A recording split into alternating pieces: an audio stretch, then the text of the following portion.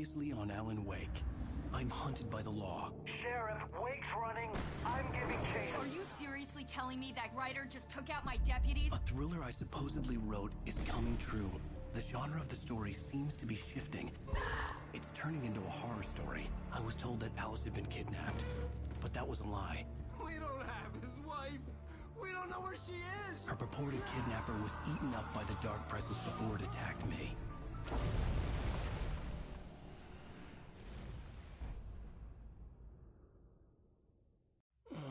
Alan.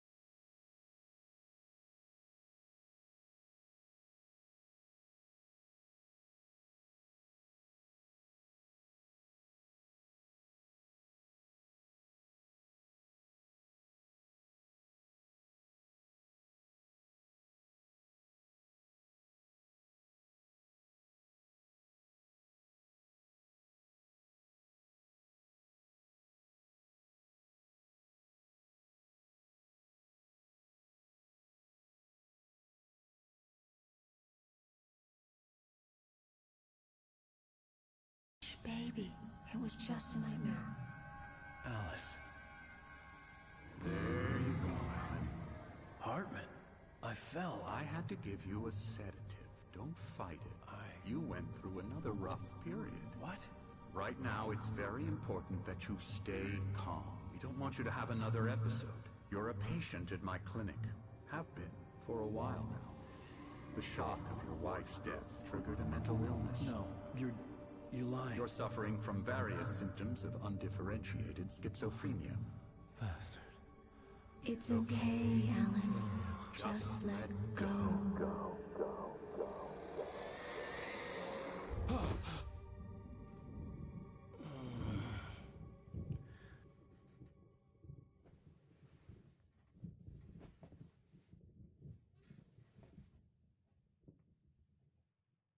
I felt groggy.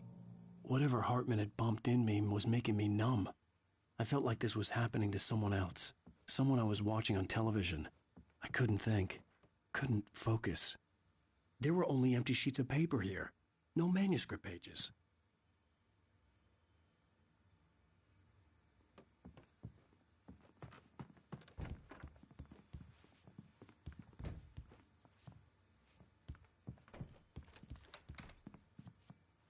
Good evening, Alan. Are we feeling better now? Feeling calm? Yeah. I see you brought your pet gorilla with you. So sure, I'm calm. I get the message. Loud and clear. Quite right. That's the spirit. You're being very brave, Alan. I understand you're confused. I would be more concerned if you weren't suspicious of me. I don't blame you for it. Big of you. Now, why don't you come with me? We'll reacquaint you with my clinic and go over everything you might have forgotten. Little walk and some fresh air? Yes, it will do you good.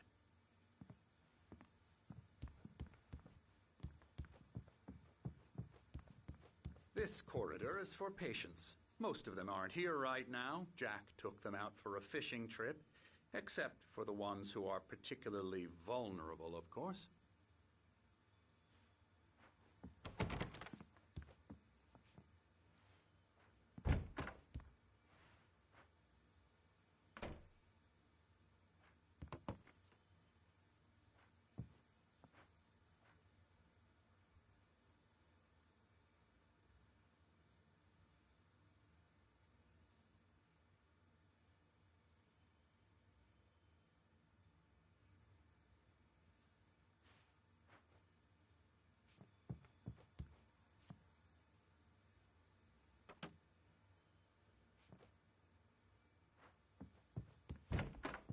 I encourage creativity as a part of the recovery process here at Cauldron Lake Lodge.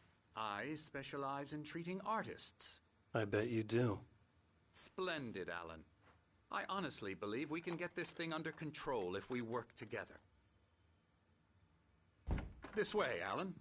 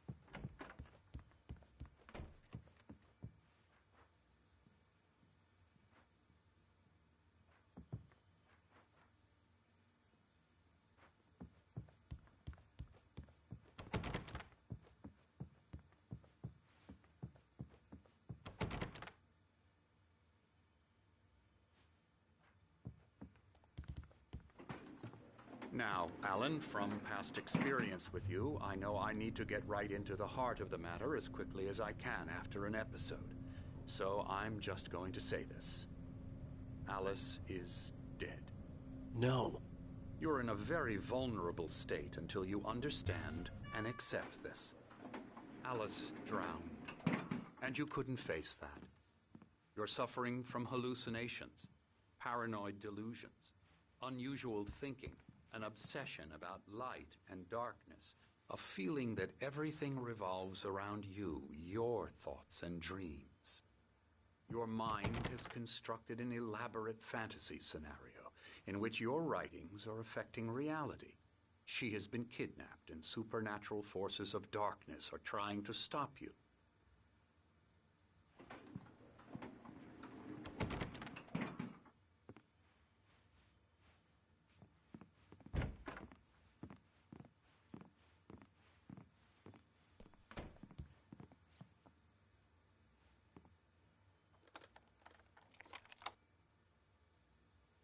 We go this way, Alan.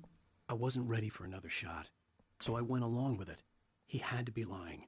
But under the influence of the drug he had given me, I had to fight not to believe his words.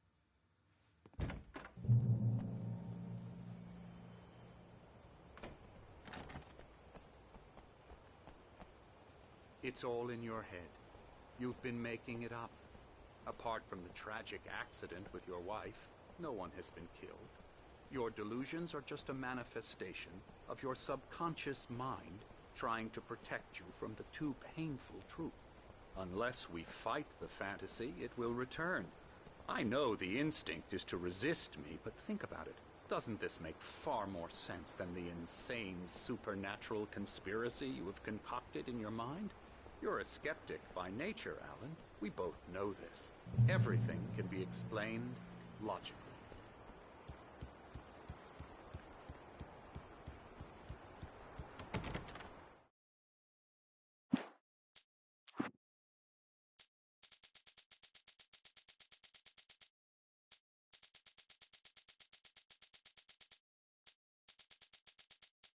With Nightingale gone and the night wind blowing in through the broken studio window, Maine stared at Sarah.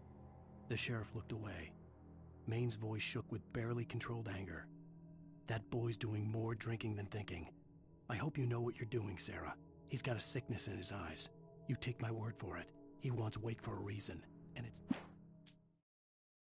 When Thomas Zane fell for Barbara Jagger, it happened fast. She was young, vibrant, and beautiful, full of life. He had never been a very happy man, and without any seeming effort, she had changed all that. Zane felt good for the first time in his life. Everything she did was another piece of a jigsaw puzzle he hadn't even known he'd been missing.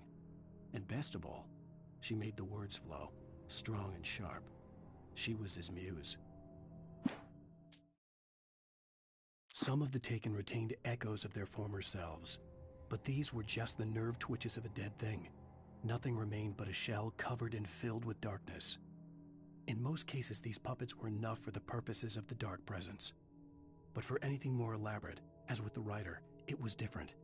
It needed his mind. And so rather than taking him over completely, it merely touched him. I stared through the bars of the jail cell. Barry stood behind me, swaying on his feet, looking as ill as I felt. Agent Nightingale stood on the other side of the bars with Sheriff Breaker. Nightingale had a stack of manuscript pages in his hand. He seemed unhinged as he gloated. "Well, I've got you now, Raymond Chandler. It's all here. All the evidence, including conspiracy to murder a federal agent."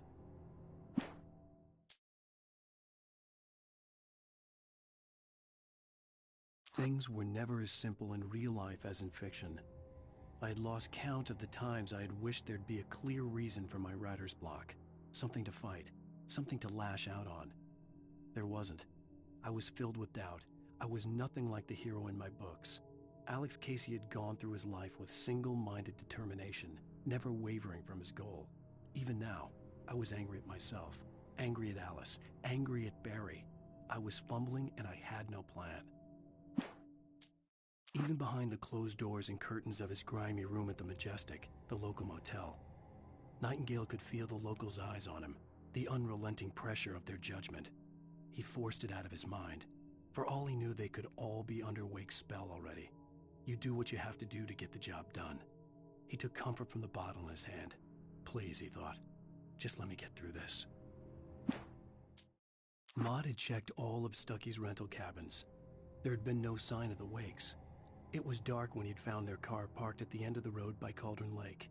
It made no sense. They must have taken a wrong turn, but there was no sign of them, and the car had been there for hours already. Frustrated, Mott stood on the rotten ruin of the footbridge that had once led to Diver's Isle before it sank beneath the waves years ago. The boss wouldn't be happy. I tried to hold on to Alice, but her form melted away. I was losing control. Dr. Hartman stood in her place. I wanted to hit him, but my arms were jelly. He smiled. It was a reassuring smile, and I hated him for it. "I had to give you a sedative. Don't fight it. You went through another rough period. Right now, it's very important that you stay calm. We don't want you to have another episode. You're a patient at my clinic. Have been for a while now." For Mott, spying on the writer on the ferry had been a disappointment. His boss had made Wake out to be something special, but Mott hadn't been impressed. He'd gotten a good long look at the wife, though, and he liked what he saw. Mott had fantasized about goading Wake into a fight, but it hadn't happened. Still, he'd get his chance to see if the writer had anything in him. Lightning flashed behind the windows of Cauldron Lake Lodge. Tor Anderson laughed and held the steel hammer above his head. Nurse Sinclair was trying to calm him down without success. Tor grinned madly and shouted, "My hammer's up. Here's a friendly poke from Molnir, wench." He brought the hammer down with all his might on Sinclair's head. "We're on a comeback tour, baby."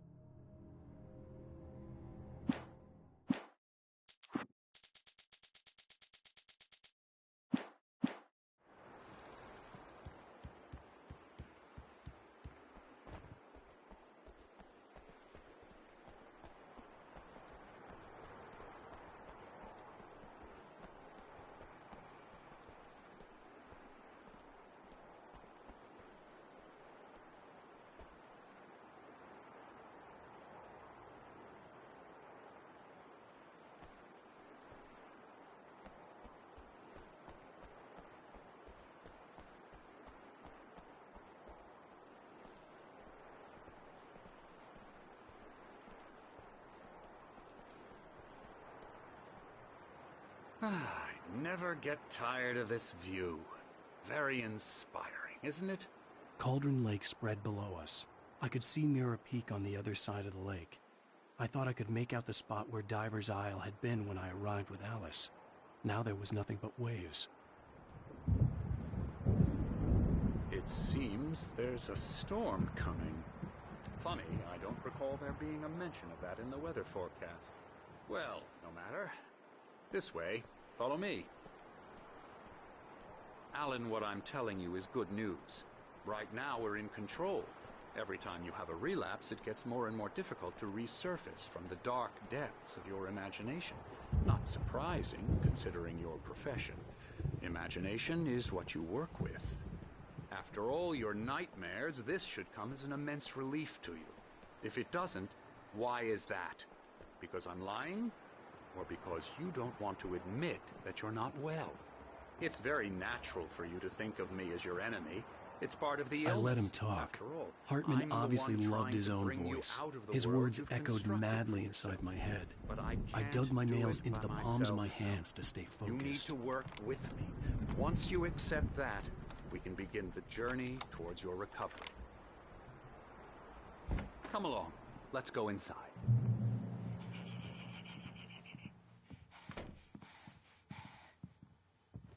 Here's the entrance to the office wing. That's for staff only.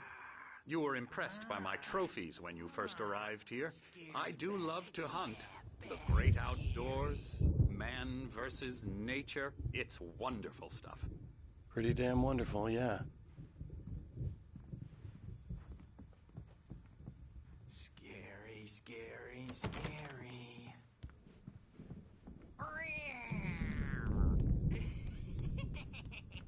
Emerson.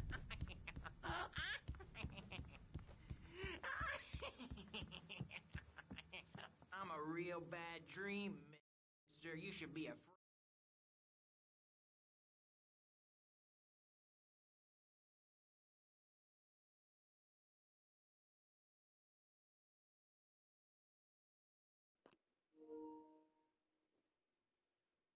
of me. Don't want to run into me in the night, that's for sure.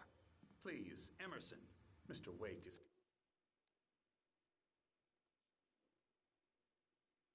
I'm beginning.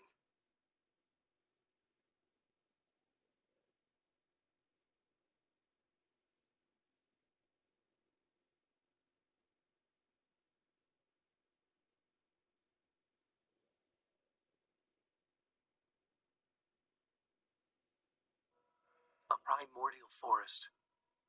The colors of the fall. The mist.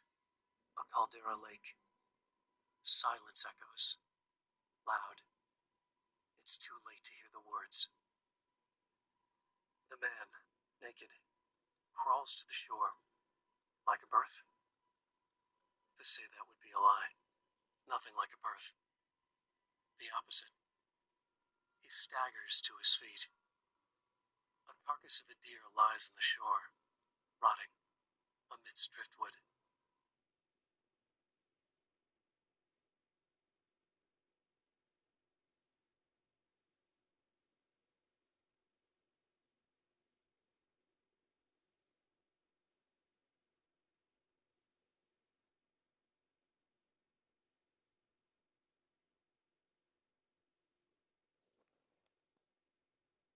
confused enough as it is.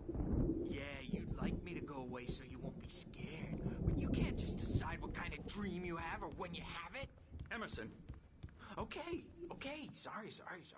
Boo. La la la la la la la la la la la. Elbow strike. Ooh, yeah. Hartman had mentioned that the power had been acting up. Maybe that was the reason for the generator and the work light on the balcony. The generator hadn't been activated, and there was no key. Alan, please, this way.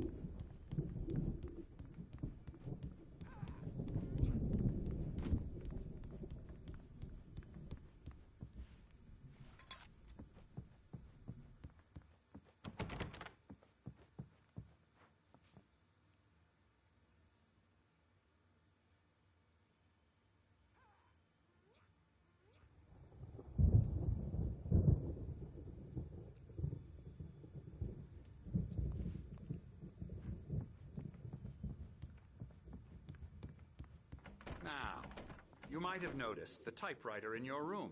You've been writing as a part of the therapy. As soon as you feel up to it, you should continue.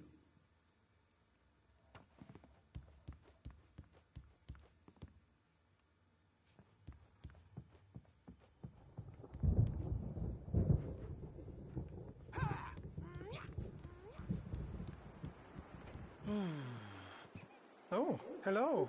I've painted you. Okay. I was just struck by inspiration a couple of days ago. Dr. Hartman wanted me to paint landscapes, and that's what I was doing. But now I've been doing these things, a lot of them. The images just keep coming. Dr. Hartman likes them. He has them in his office. Yeah? He's very proud of me. He says I'm getting much better. I think I'm getting better.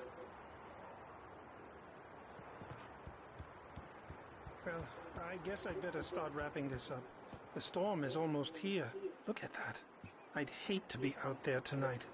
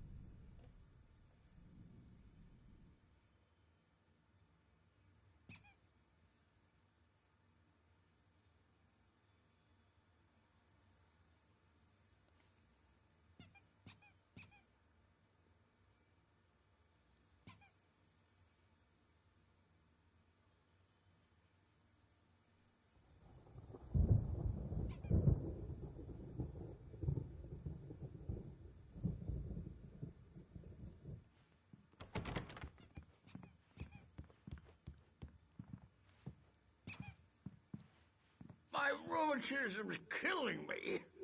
There's a storm coming. Oh, what a storm. I hope it wipes this place off the face of the earth. And these two are the Anderson brothers, Odin and Thor. They had a, how should I put this, a heavy metal band in the 70s and 80s called Old Gods of Asgard. They even adopted new first names to complete the image of Viking gods. After the band broke up, they lived on a farm nearby. They are, well, in advanced stages of dementia. They're well cared for, TLC and all that. There's nothing more that can be done. I'm afraid that the rock and roll lifestyle has left its mark. Oh, that won't do. I'm so sorry to cut this short for now, Alan. The power has been acting up. I'd better go check on it. We'll continue this soon. Meanwhile, when you feel up to it, return to your room and try to write. It really is for the best. Don't you think?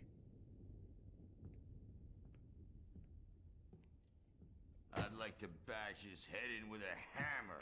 Oh, he'd love to fish out our secrets, but he has no clue. He's not crazy enough. Not crazy like us, Sonny. Yeah! Being crazy's a requirement, Sonny. Who else could understand the world when it's like this? It takes crazy to know crazy. That's the sanest thing I've heard in a while. Zane! You're all right, Tom. Hey, we like him, don't we, bro? He's got to go to the farm. The Anderson farm. Valhalla! We wrote it all down, lest we forget. A crash course. All you need to know to get your head right. You need to find the message. Here, Sonny, here's something for you. Gave me a rash, but I kept it safe from these bastards.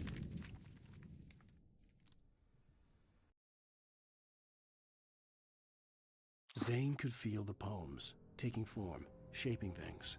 As he experimented, he imagined he could almost feel the power surging through the keys of the typewriter. It exhilarated him. But there was fear, too. If not for his young assistant Emil, he would have given it up. But Emil can...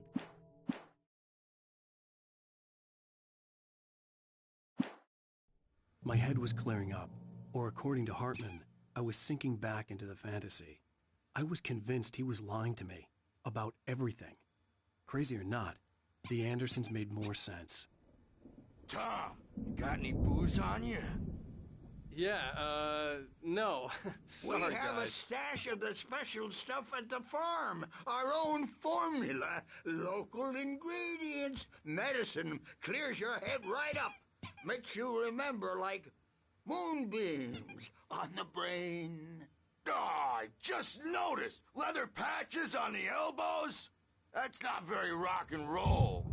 Tom just lost is all. Baba Yaga got to him too, the damn witch. She used us all. Taken from all of us. Took my thunder, the witch. And my ravens, what were they?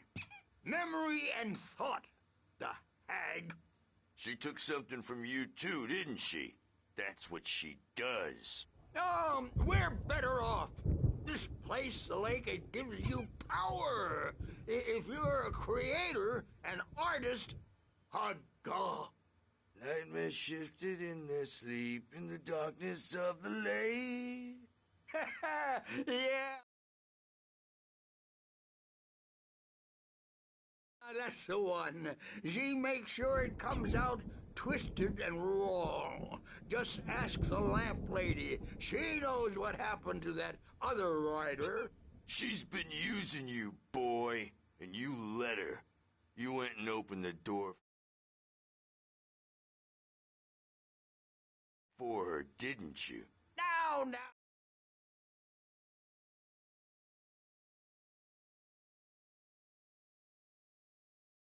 Oh, it was already open a crack. And whose fault is that? We're morally corrupt, disease-ridden, old and stupid. Doesn't mean he had to open it all the way, goddammit.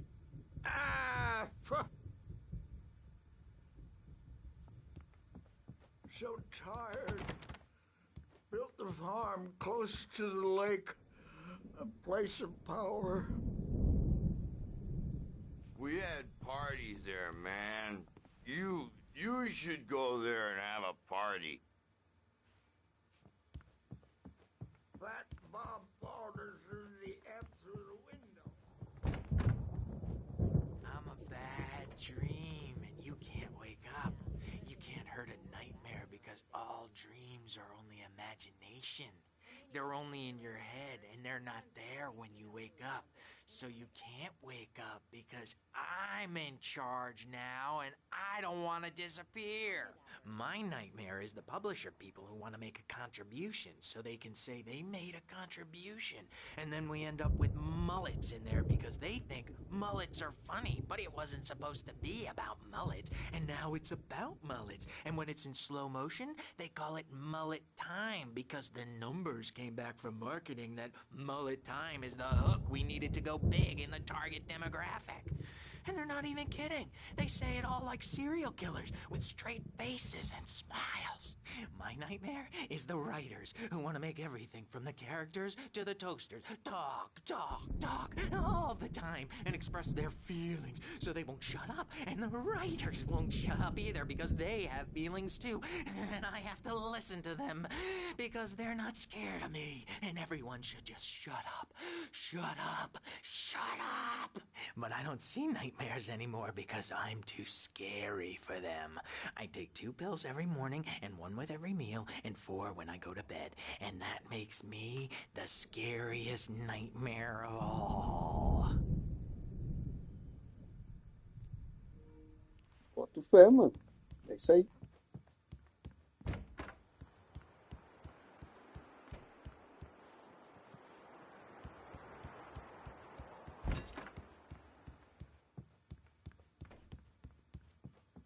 Hey, Wake, why don't you humor Dr. Hartman and give the writing a shot, huh? Typewriter's in your room. You can get to your room by those stairs, Wake. The doors were locked. Hartman and the nurses would have keys, but there was no way to get my hands on them.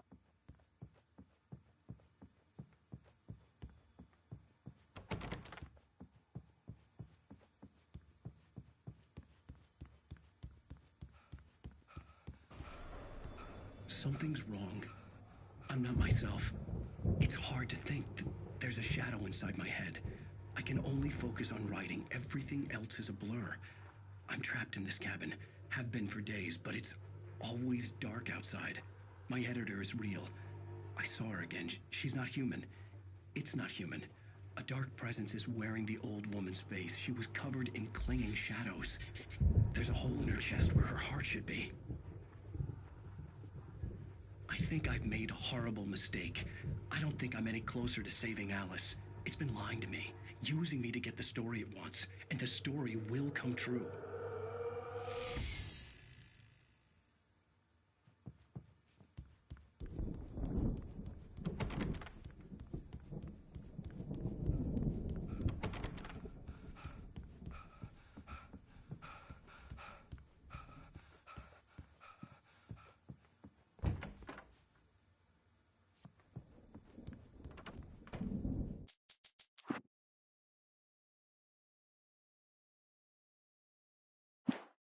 Hartman wanted me to write. I knew I couldn't, but I figured I should just play along for now. It was the only thing I could do with Nurse Birch watching me like a hawk.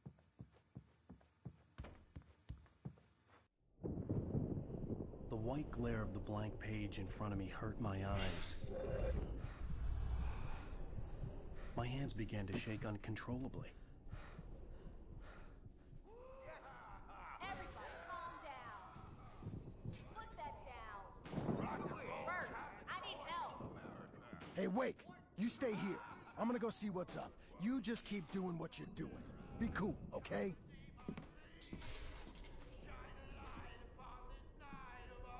I didn't know what the chaos was all about, but it could be my only chance of getting out of here.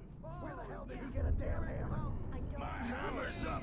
Here's a friendly poke from Mjolnir, wench! Oh, afraid of the crazy brothers, are ya? Not so weak now, are we?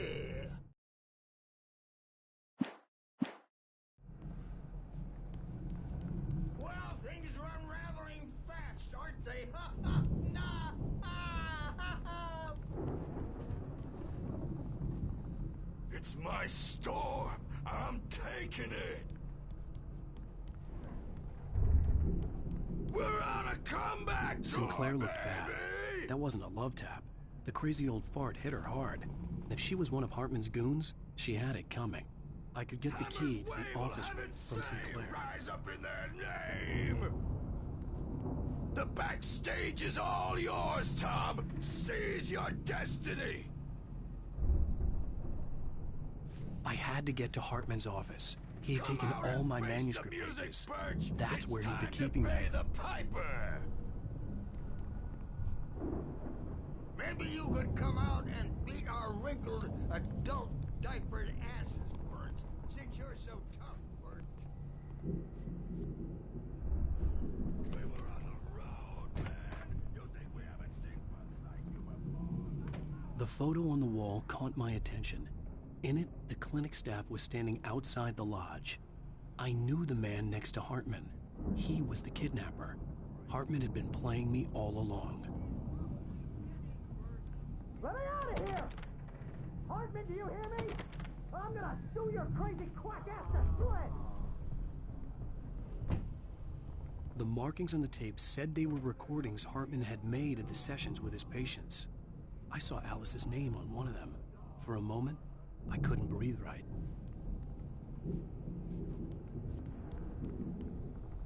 How you wanna play it? Really? Okay?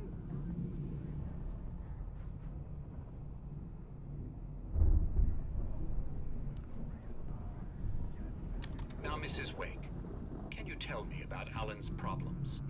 He's more and more out of control all the time. The parties, he's so angry all the time. He's getting violent. Do you mean with you? No, not with me. No, never. Sometimes I almost wish Alan would take a swing at me, because at least that lead to a conversation he couldn't just march out of. But no. Alan doesn't really sleep. And the work, well, he's not writing at all. He sits there for hours and just gets more and more frustrated. And I can't talk to him. Yes. Tell me, Mrs. Wake. What would you say to him if he'd listen? I don't know. I want to say, I look at you, and it's not you. Just some stranger who resembles you. Looking out from behind your eyes. And I don't like that guy much. And now it's all gonna go to hell. But you don't ever say this. No. I've tried, but he's not listening. He's too deep in his own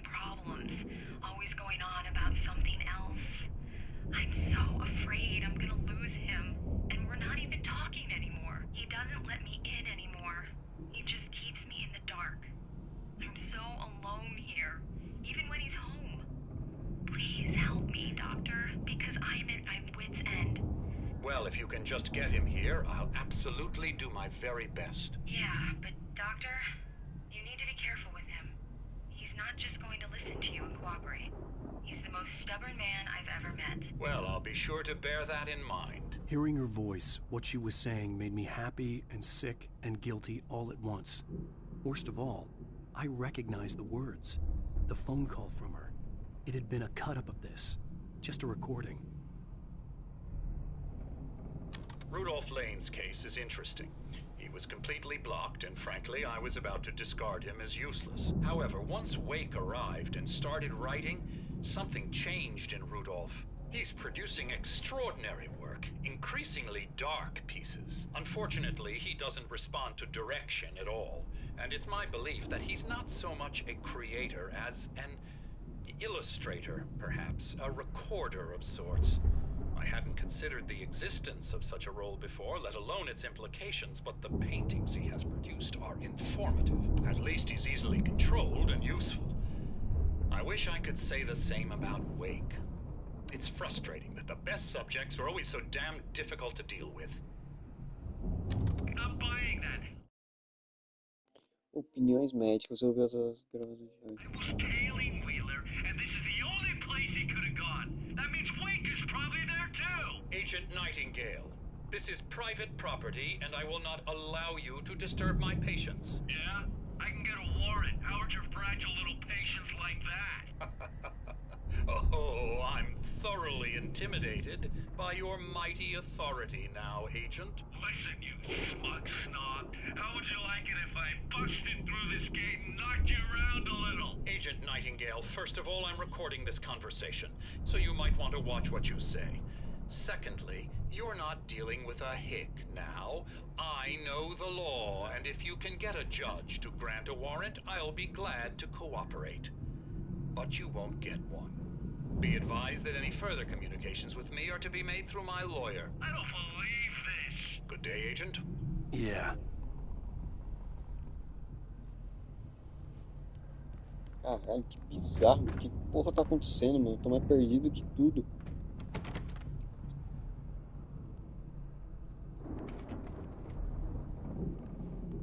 Barry? Ow! About time! Barry! Man, am I glad to see you. We need to get to Hartman's office. It's right next door. You okay? Yeah. I mean, no! The cops found me at Rose's trailer, but they didn't hassle me too much. I'm obviously a victim in this, and I demanded to be treated as such. Or else I'd sue their asses. Speaking of asses, that Fed gave me a real hard time, but I had no clue where you were. That guy's crazy, Al. But he let me go, and then I get a call from Hartman, that son of a bitch, who tells me you're here, and I should come pick you up, but when I got here, 2 goons clobbered me and stuck me in there. What's with the cutout? I stole it from the diner to piss off Rose after what she did to us. That'll teach her. Yeah, that's a harsh punishment. Come on, pal, we gotta get going.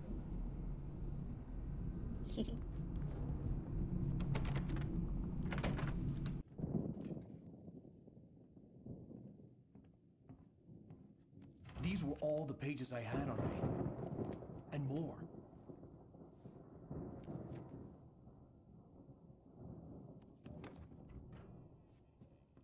Alan, please. You're sliding back into the... Tell me one more lie and I'll shoot you in the face. Ah, well, it was worth a shot. Really, Wake, come on. Let's work together on this. You have no idea... Hartman, shut up! Barry, get out of here. I'll catch up with you. Get a car. Oh, Al, let's just... Go! Wake, listen to me. This is a mistake. Don't you see? Together we can create something absolutely wonderful. With your ability and mine.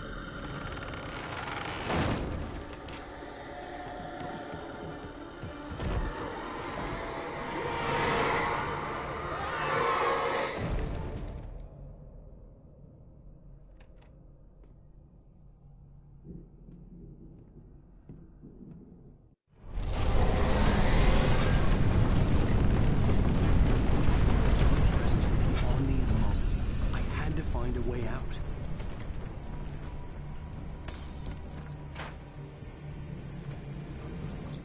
Confesso que eu fiquei um pouco confuso nessa cena.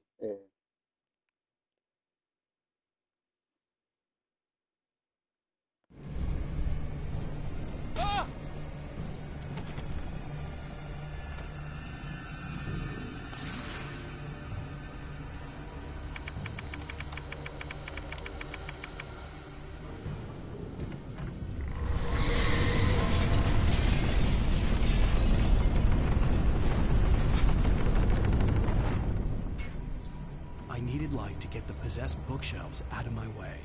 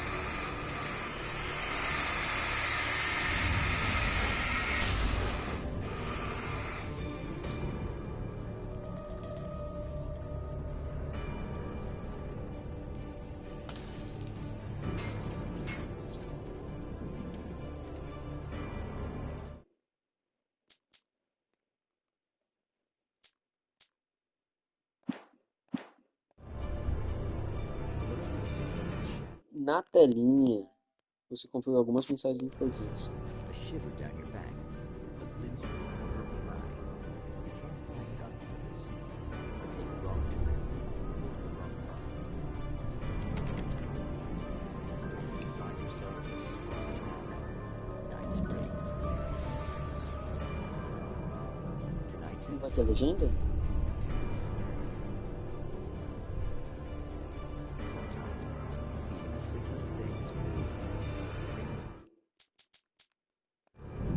Consider, you get in a car and leave a life behind. Easy. Calma, vou ter que pesquisar.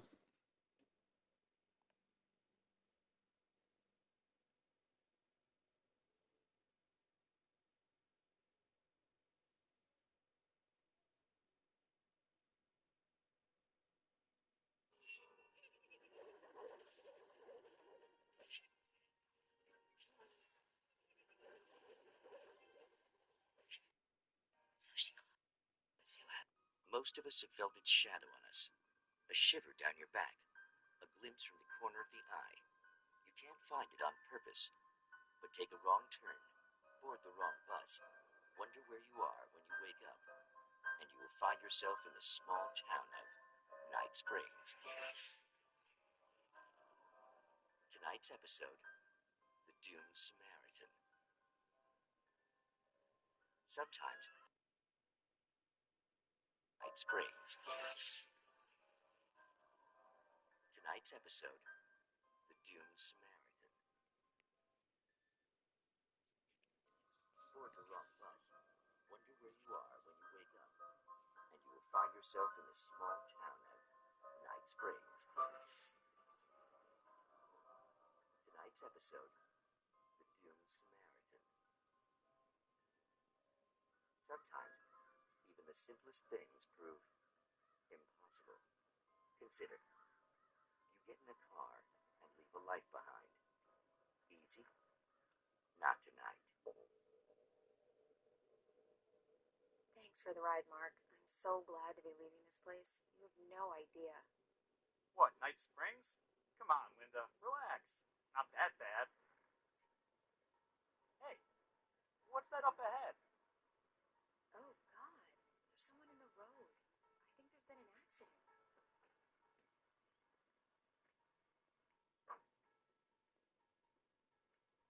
Are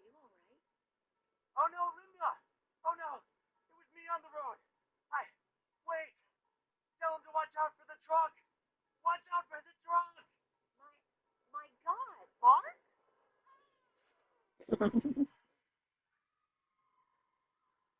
Oh, no, please! God, no! Linda! Linda! Thanks for the ride, Mark. I'm so glad to be leaving this place. What, Night Springs? Come on, Linda, relax. It's not that bad. Hey, what's that up ahead? Oh, God. There's someone in the road. I think there's been an accident.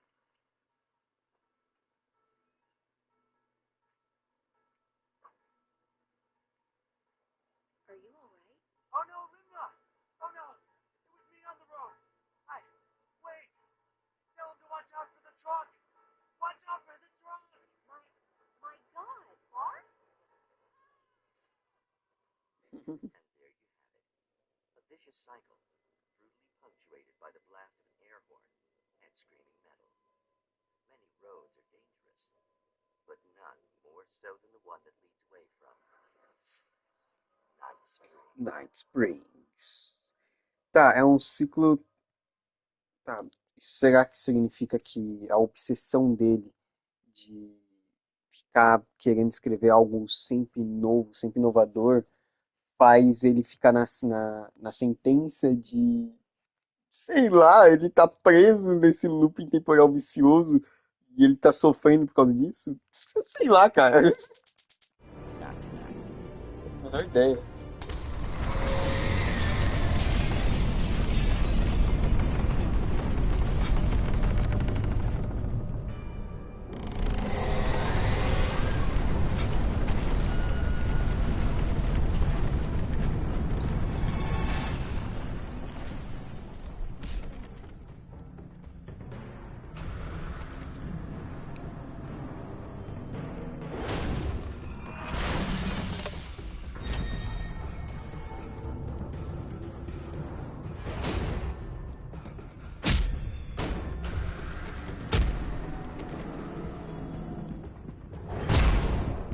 Ai, cara.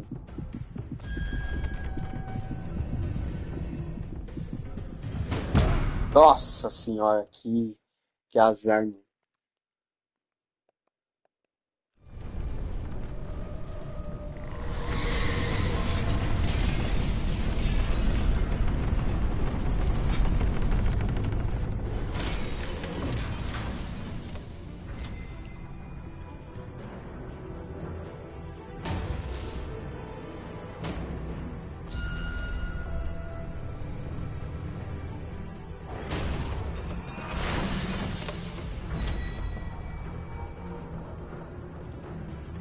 Ah, entendi. Tem que fazer ele quebrar a porta. Nossa.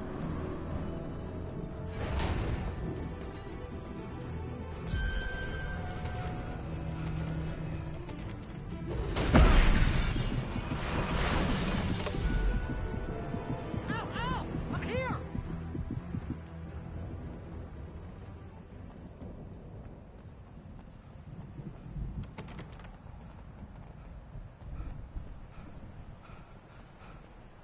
Hey, come on! We gotta get going!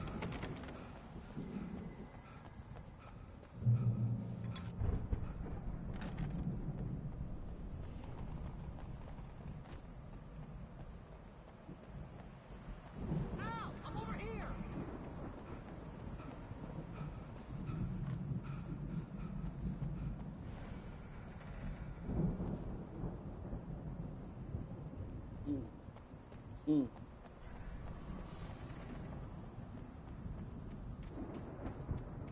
I found the car, but the gate's locked. You're gonna have to go through the hedge maze over there. Barry, I don't have a light. Take this, Al!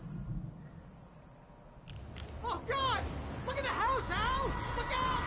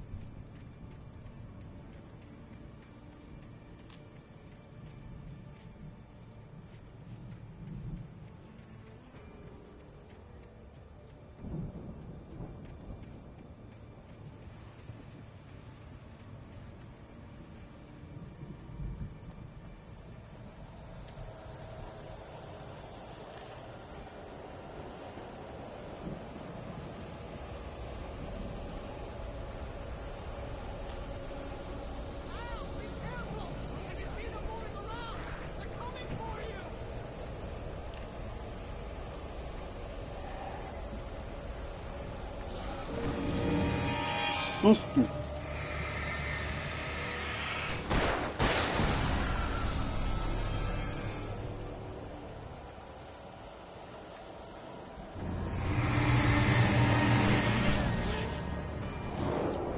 Nossa!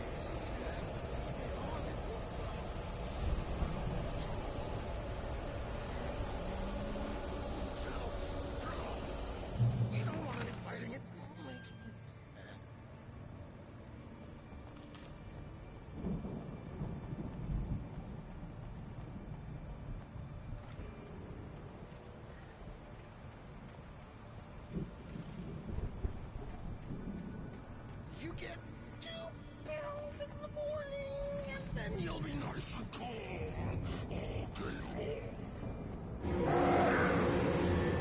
You get 3 pills in the evening, and then you sleep like a baby.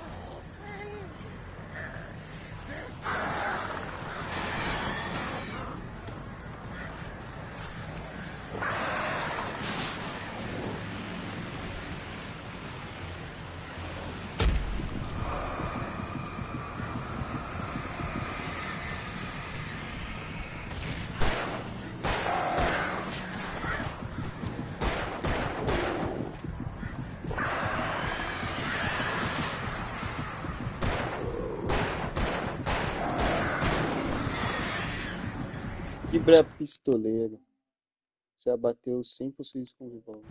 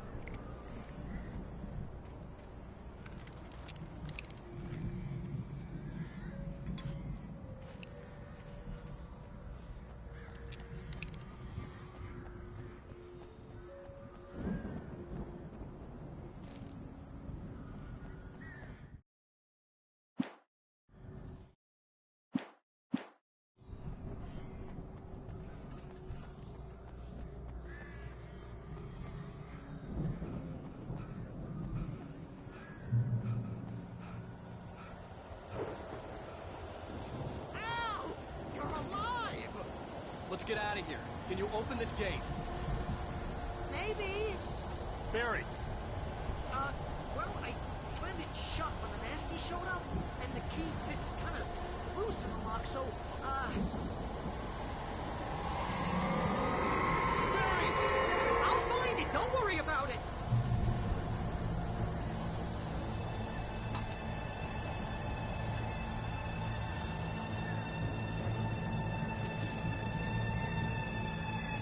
Hurry up, Barry! I'm on it! I'm on it!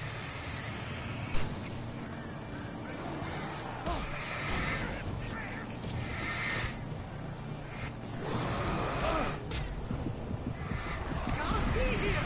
Just hang on, Al!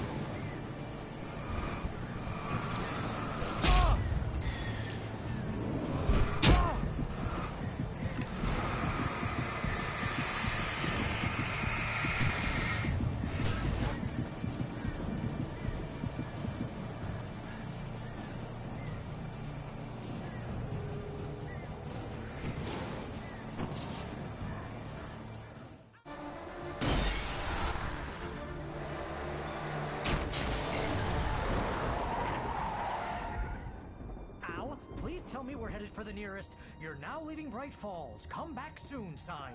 We're going to the Anderson farm. I knew you were gonna say something like that. You know what? You owe me big time for this. When this is through, if we make it, I don't care what anybody says, I'm done with darkness. You're gonna buy me a tanning bed as a gift, and I'm gonna live in it.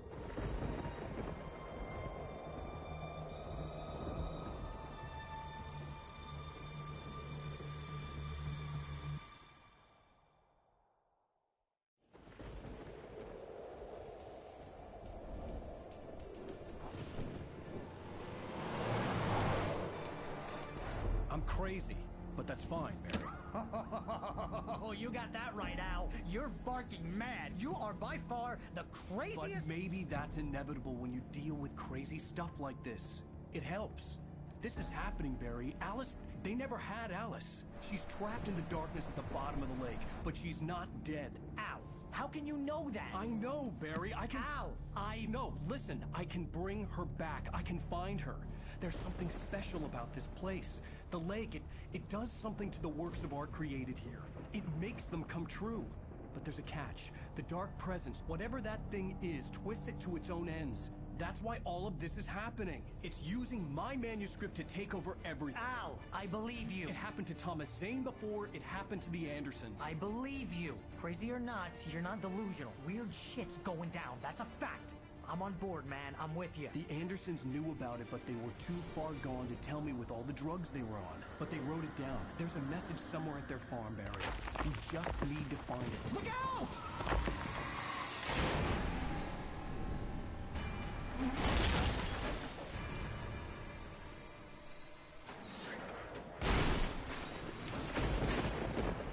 Al!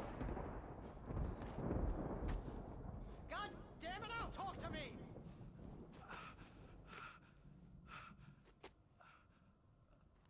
Ah, eu amo o videogame, mano. O cara acabou de sofrer um acidente. E ele tá aqui. I had lost my gun in the crash. Barry was nowhere to be seen. Ah, eu amo videogame, mano. Olha que bagulho estúpido, velho. E é maravilhoso. Barry! Barry! Eu acabei de sofrer um acidente de um penhasco. Man, you're okay! Jeez, it's good to hear your voice! I was trying to get out of the car, but the ground gave way. Man, what a drop! Don't worry, your cutout is fine. Forget that! Are you okay? I hit some bushes, didn't get a scratch. There's no way you can climb down, though. It's like a sheer wall. Mano, eu acabei de sofrer um acidente. Olha a queda que eu sofri. Aí o carro caiu ali, eu caí aqui e o carro caiu numa árvore. Vai se fuder, mano. Ai, como eu amo videogame, velho.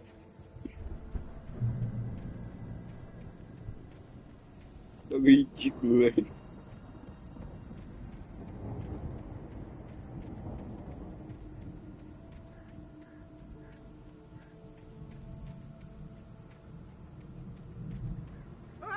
Al! There's something moving down here! Barry, it's a taken! Use a flare, Barry! Oh! Yeah! Barry, are you alright? I'm good, Al! I'm great! Guess you never messed with anyone from New York City before, huh? You're gonna have to find your way around to the farm, Al! I'll be waiting! Barry, just wait for me, okay? Al! I'm not staying here! It's suicide! I'm going to the farm! I'm gonna go ahead and secure the area! You can catch up! Don't worry about it! I'm on the case! Now he's Rambo. This would turn into a disaster if I didn't catch up with Barry.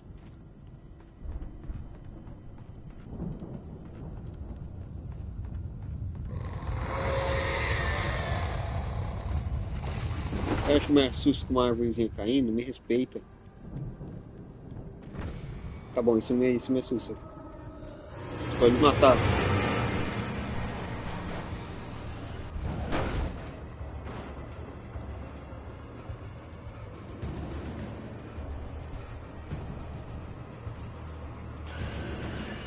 Ai não, dá café. Ai. Eita, eita.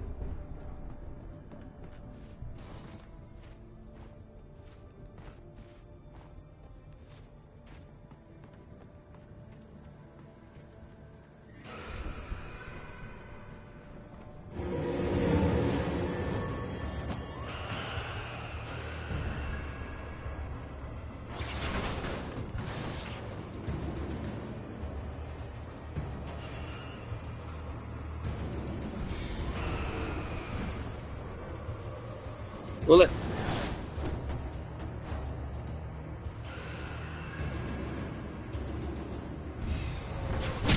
Ai.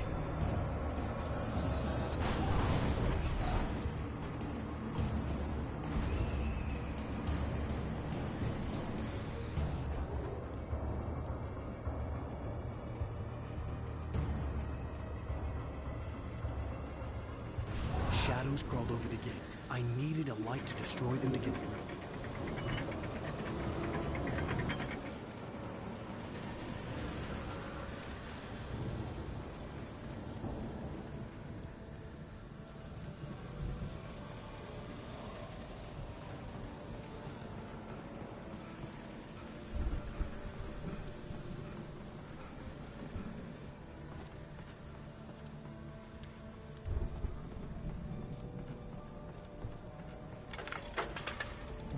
I hoped there'd still be a working generator somewhere around here to power up the old lights by the gate.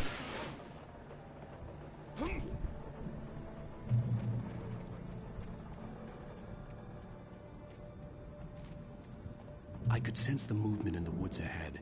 Facing the enemy without a weapon was dangerous, but I had no choice.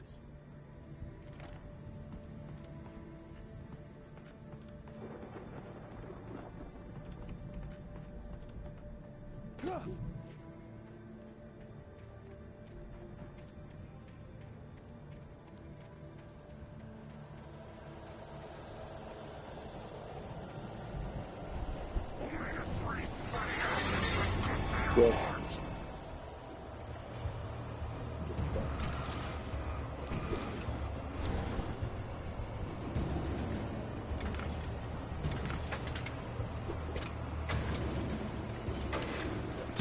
Ah, faltou um, vai se fuder. Sai!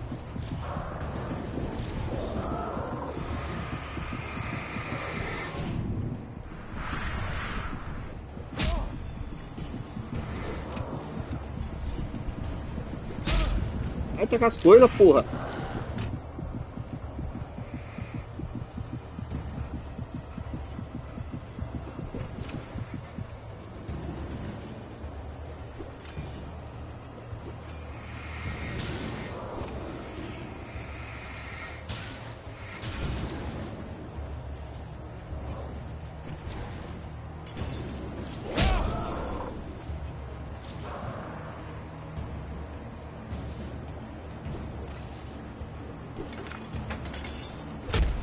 Mano, vai se fuder, velho. Arrombado. I could sense the movement in the woods ahead. Facing the enemy without a weapon was dangerous, but I had no choice.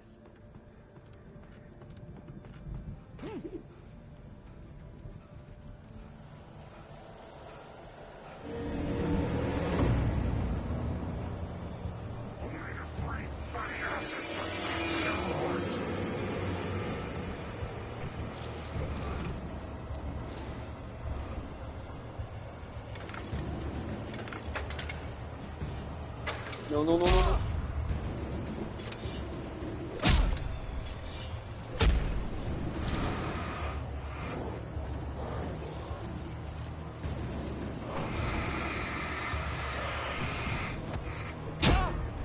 Caralho!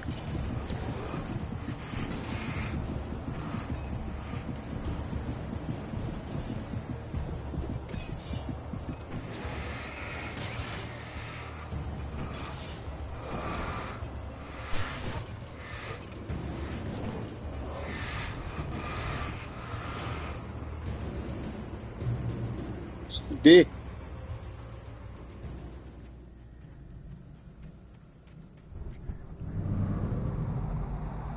A car was driving away from the farm, headed in the same general direction as I was. For all I knew, it was Barry, caught in the consequences of leaping before looking. Mas não é.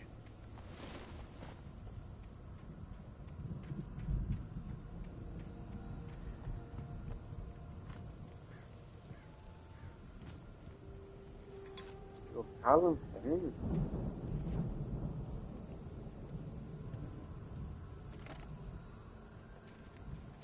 Ó, ela é gorda.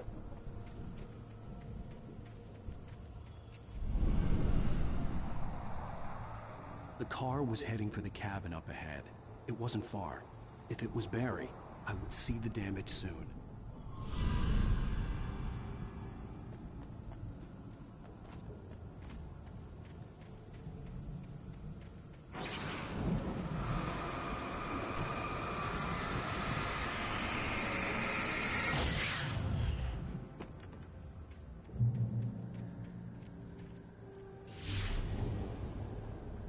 I'm trying to deliver each page to the right time and place. I'm trying to show you how the story goes. I had seen glimpses of the light before. I had seen it in my dream. It was a strange spaceman or a diver in a bulky suit. He was the one who'd been placing the pages on my path.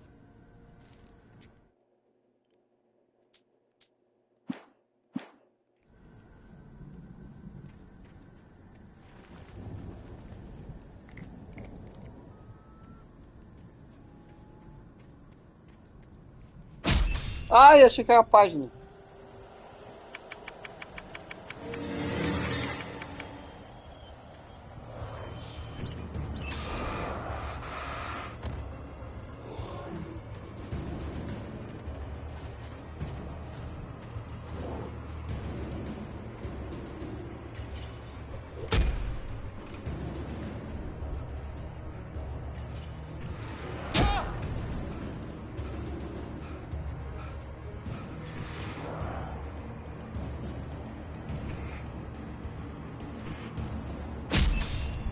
Caralho.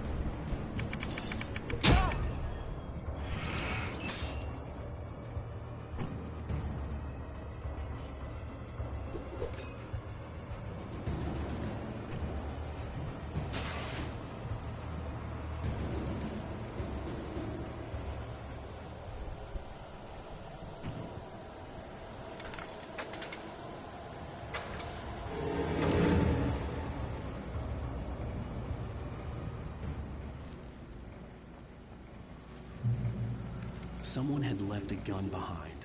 Now I had a fighting chance of reaching the farm.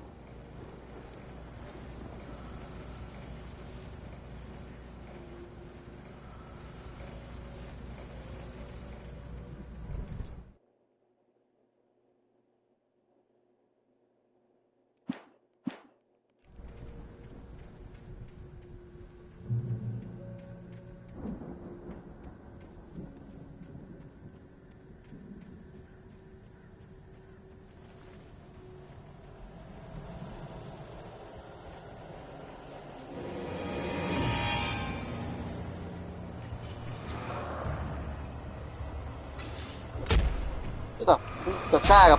Mano!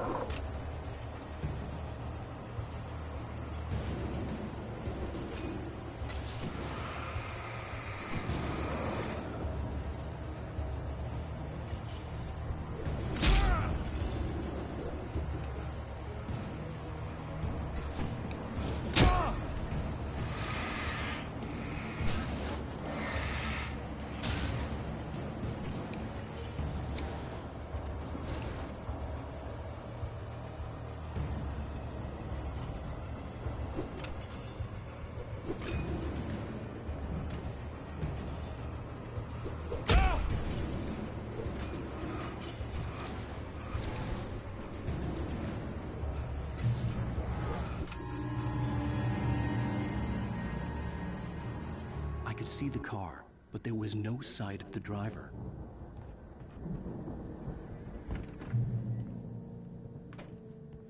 Hello? Anybody here? Barry! No! Danny, you're not! Ah! Please! Ah! What are you? Ah! No! Don't! I'm sorry! Ah! The front door was locked.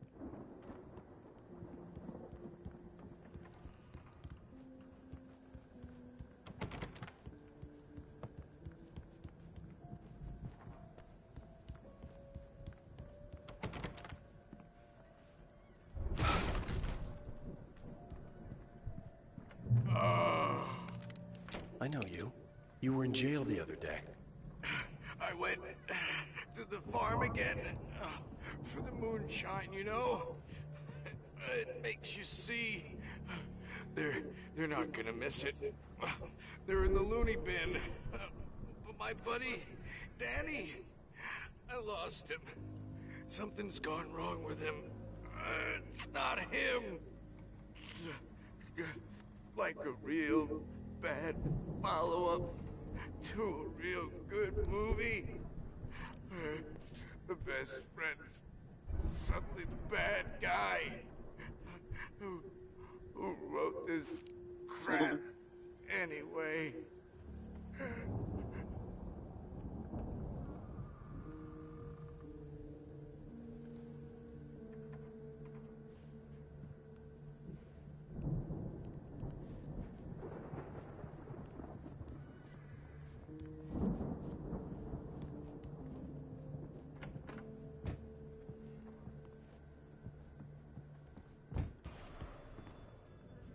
I've run through every possible course in my head. If I continue like the Dark Presence wants me to, the story I'm writing won't save Alice. It's a horror story, and it's going to kill her, and me, and everybody in this town. No one will survive. Darkness will consume everything. This is what it's wanted all along. It will be free, unstoppable. It used Alice to get to me, dangled her in front of me to keep me going. It was never going to release her. I'm going to change this.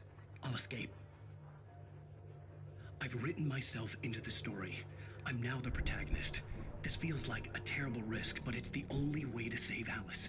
I'll be bound by the story just as much as anyone else who's been woven into it. The story must stay true for this to work. There have to be victims along the way, near escapes, cliffhangers. In a horror story, it can't be certain that the hero will succeed or even survive. He almost has to die. I'll write my own escape into the story next. I need help. Zane's going to be the one who'll help me. I'll make it happen. Foi meio que eu previ que seria, né? Que toda a história que ele tá contando é o que eu tô passando aqui.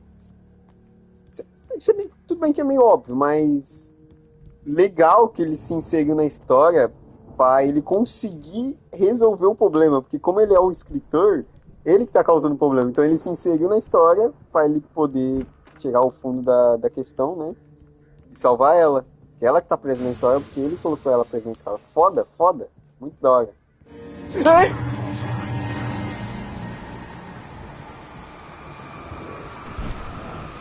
Foda, gostei, gostei. Dá licença, cara.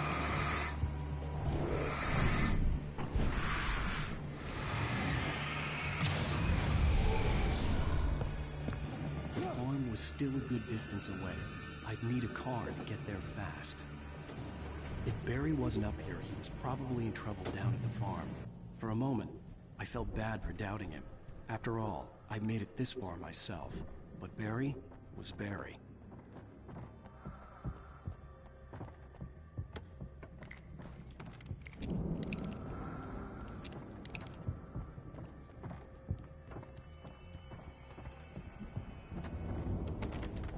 Tá, mas achei. Gostei. De como tudo explica, né? Então, é eu que tô colocando as páginas pra. Mano, é um puta. Caralho, é um puta bagulho mental. Tipo assim, ele tá escrevendo a história, porque ele tá sendo obrigado pelas sombras que sequestrou a esposa dele. E aí ele se inseriu na história pra poder salvar ela dentro da própria história dele. Só que, pra ele não ser meio morto instantaneamente, ele mesmo tá colocando os pontos-chave de arma, locais e as próprias páginas, explicando que já tá tudo escrito. Caralho, mano, que foda, muito louco, muito louco.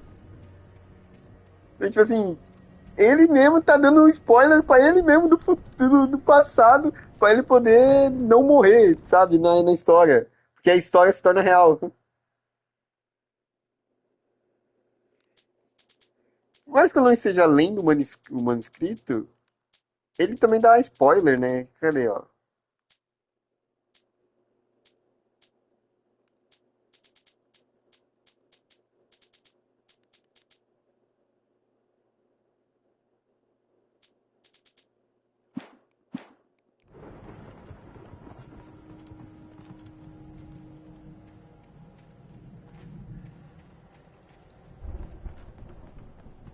Você tem que achar o momento exato de onde tá a história, ainda no fundas.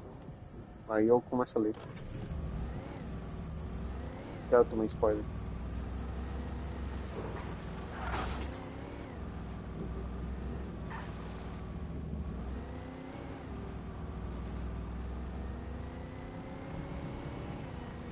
É claro que eu vou assim.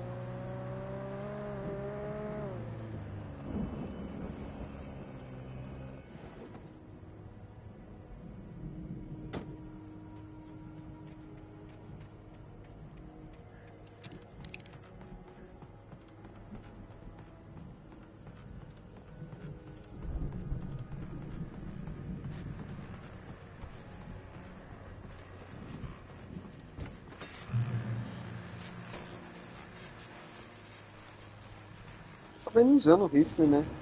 Vou usar.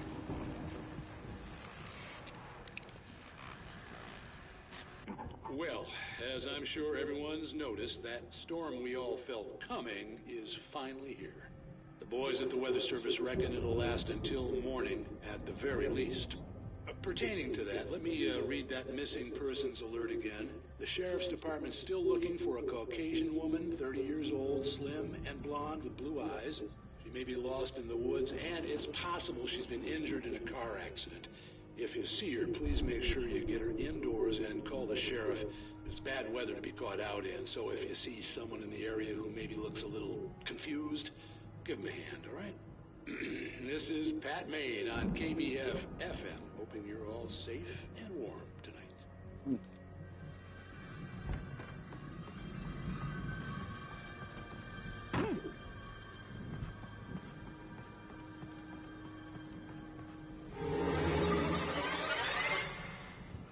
Vai.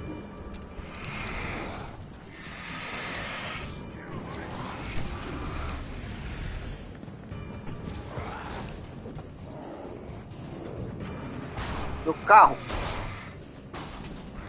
Vai.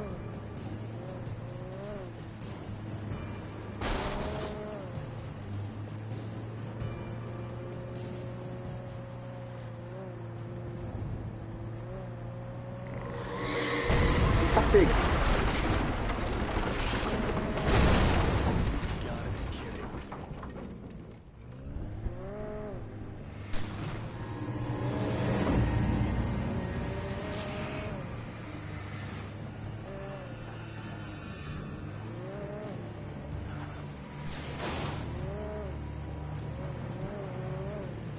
Vou ter que sair do carro.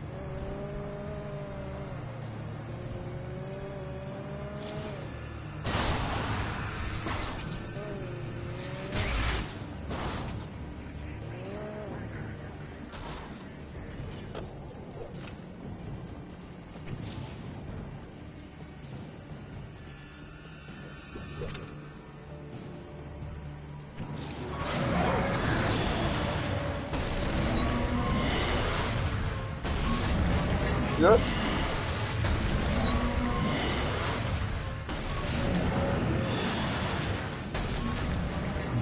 Bem.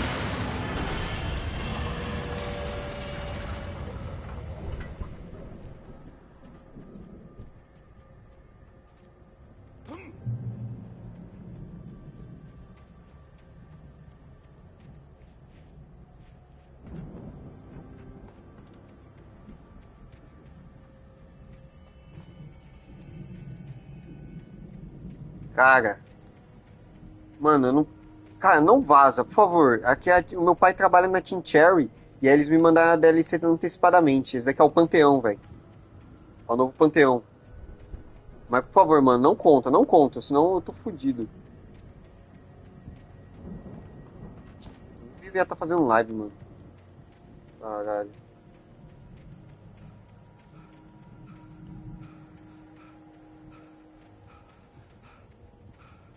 Pra ninguém não, mano. Conta pra ninguém não. Pô, nada?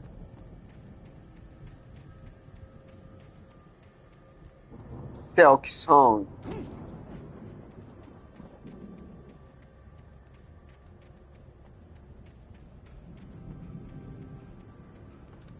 Alô? Oi de casa?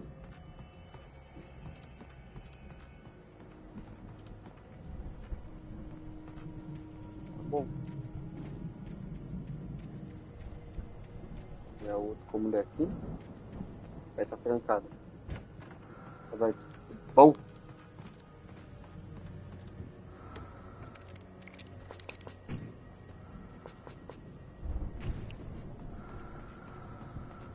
Venha, venha. Ui.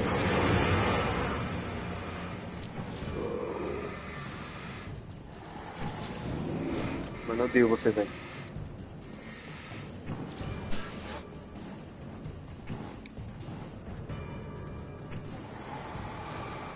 Sai daqui, cara.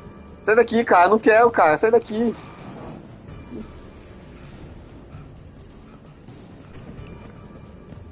I'd known the brothers used to be some kind of rock stars, but it hadn't really sunk in until I saw the stage.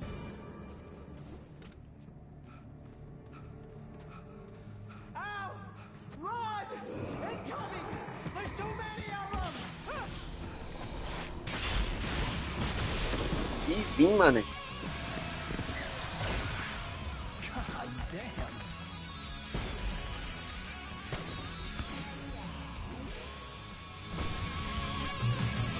glad you decided to go it alone, Mr. Bronson. Shut up and shoot! Al! We have to fight them off! I can set off more of the fireworks from here and help you out! Hey, Al! Did you notice there's a lot of ammo still around? Não é esse o plano.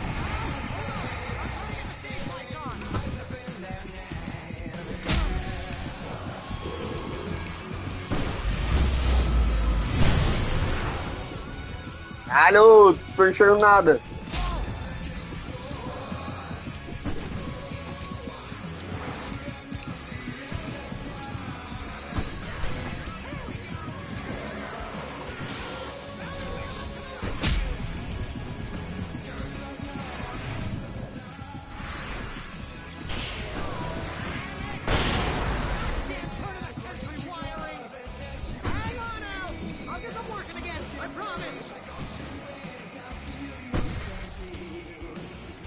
Mensagem no WhatsApp. WhatsApp. WhatsApp pra mim é viado.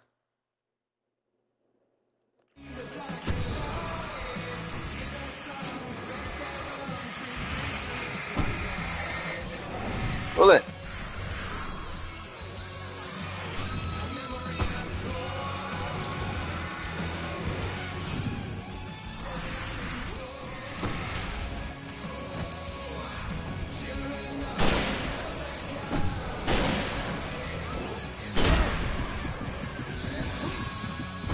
Eu quero aquele sinalizador. Não.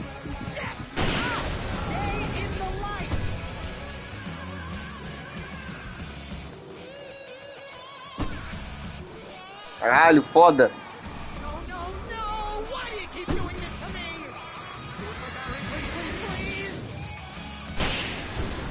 Massacre colateral. Depois ele foi afogado, eletrocutada ou derrotado de outra forma indireta.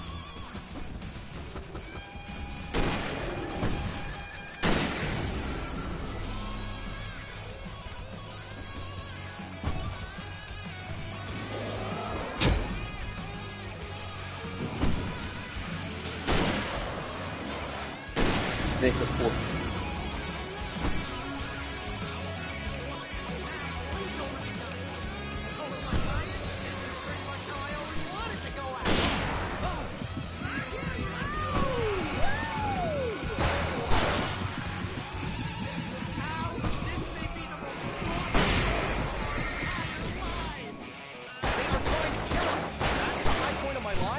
Really?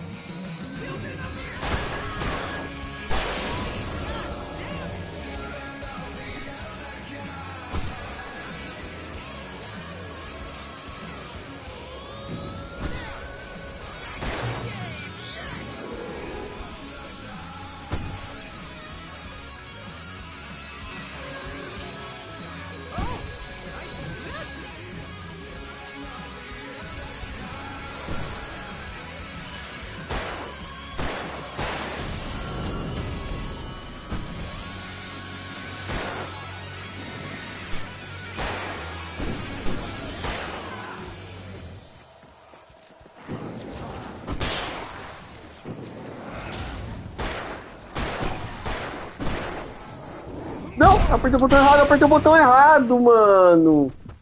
Caralho, era pra soltar a granada, apertei outro botão. Eita porra. Tô bem? Tô vivo? Caralho, mano, eu ia ser abusado agora, tô vivo. That was awesome! Bright Falls, rock and roll capital of America. Hey, Al! This way to the farm! Caralho, eu ia morrer, mano. Ia tacar a granada ali, ia matar uns 50.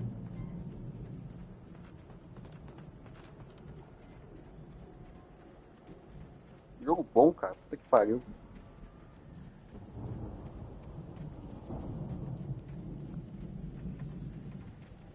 Olha o pôster. Bestseller, no reason to worry. Your cutout's good as new, right where I left it.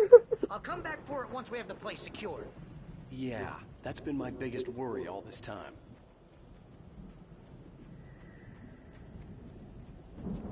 We need to get this thing moved out of the way. This is as far as I got.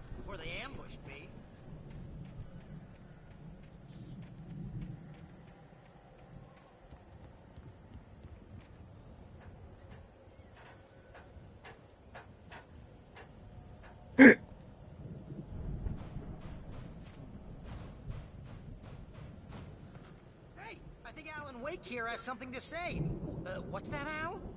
Ooh, I'm Alan Wake. I'm always right about everything. And if I don't get my way, I'll sulk all day long. I'm always intense and moody. It makes me very attractive and mysterious. Right now, I'm just standing here because I need my best friend Barry to carry me. But that's okay. I can just take him for granted. I think I see what you did there. Yeah, it was pretty good. You want me to do my imitation of Barry Wheeler? No? Thought so.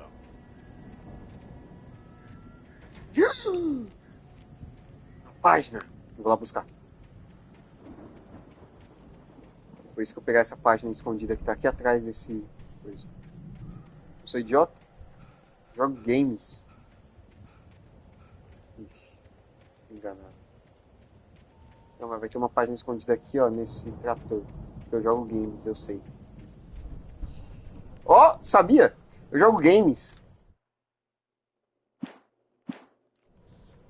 O quê?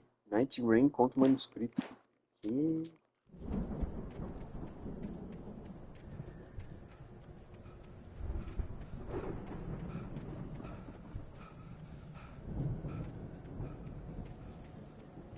It's the silk and song. It's the silk and song.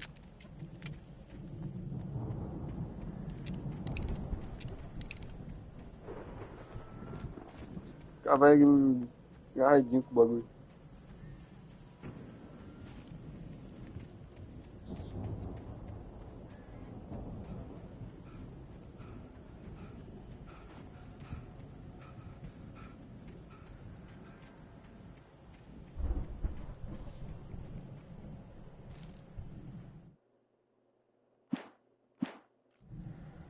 Olha que eu não tô decorando os nomes. Tipo assim, eu sou o Alan Wake. Uou. Ele é o Barry. A Alice é minha esposa. O Hal Goodman, sei lá, alguma coisa assim. É o psiquiatra. E eu não lembro mais de nada. E o Nichols é o... não sei, foda-se. Ou eu pesquiso no Zangado, na história. Wow! You look at that thing, Al! They really went all out with this Viking crap, didn't they? Look at all this stuff. They must have done okay for themselves, so how come I never heard of these guys before? And this from the guy who learned about Ozzy Osbourne through reality TV? Oh, nice. Calma aí. Eu quero ler os dois bagulho. Como eu ativei, ele vai falar pra cacete. You look at that thing, Al! They really went all out with this Viking crap, didn't they? Look at all this stuff.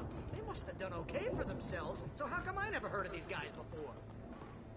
And this from the guy who learned about Ozzy Osbourne through reality TV?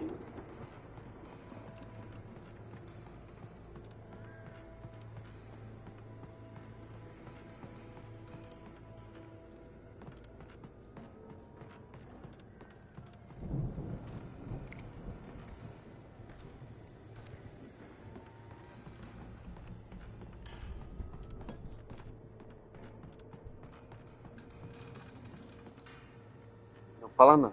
Fica quieto. Sleep. We all spend Oh, Night Springs, man!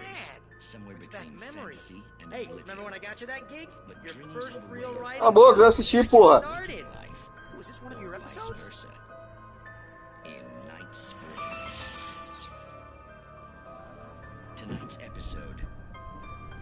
The Dream of Dreams. That's by Cala a boca! We join Mr. Jones as he explores the endless dreamscape, only to be brought to a sudden stop by a decidedly mundane situation. A long line of people. Hey, Jones, right? Listen, we're gonna have to wait until His Highness over there is good and ready. Oh, wow. Who's that? You don't know him? What are you, new? He's the guy dreaming us. Well, not just us. He dreams everything. All of this. But wait, no. I'm the one who's dreaming. I'm asleep. Isn't this my dream? Oh, yeah. Sure. Get real, pal. You're just another dream. I'm a dream. You're a dream. The weirdo in the diving suit is a dream. And the girl made of smiles and sunshine is definitely a dream. But I'm pretty sure I'm dreaming this. Well, maybe you're a really confused dream. What am I, a shrink? All I know is I'm going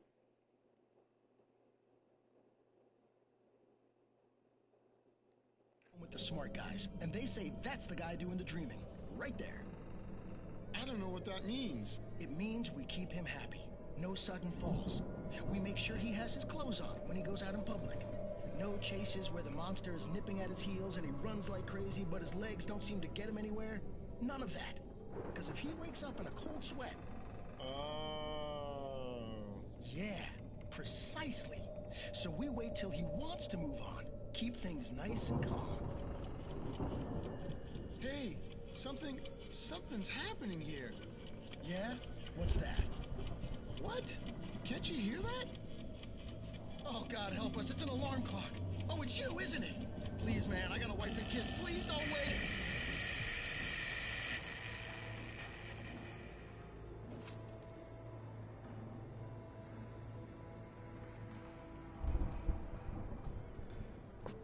E aí? Cadê o resto? Não tem conclusão? Tá, o que eu posso interpretar disso? Talvez seja o Alan Wake querendo viver dentro do sonho. Então, quando ele vai dormir, ele sonha em tá dentro da história dele. E aí ele acredita tanto que ele tá dentro da história dele que ele não quer acordar mais, fazendo qualquer coisa, qualquer pessoa na sua volta, não deixando qualquer pessoa na sua volta acordar ele desse sonho irreal que ele vive na mente dele. Não sei, é o que eu interpretei, foda-se. Vambora. E por que eu tô indo numa fazenda mesmo? Ele falou que tem alguma coisa aqui na fazenda, né? Talvez manuscrito.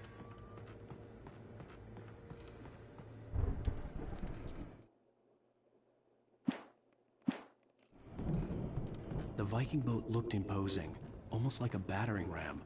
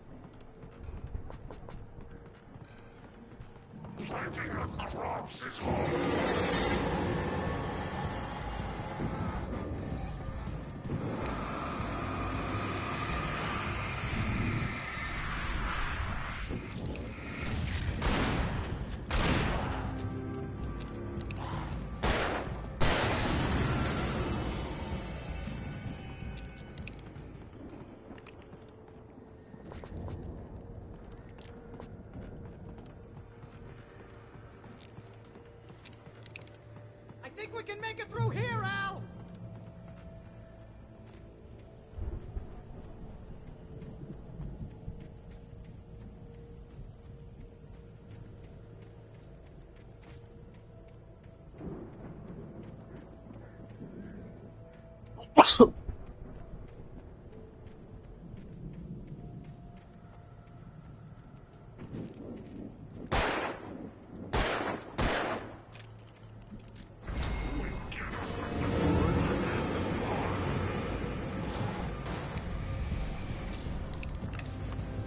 Não.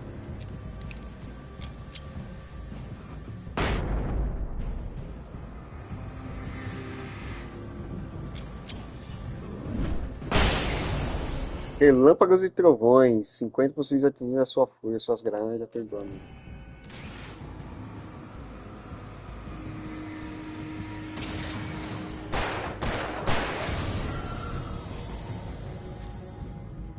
É isso aí.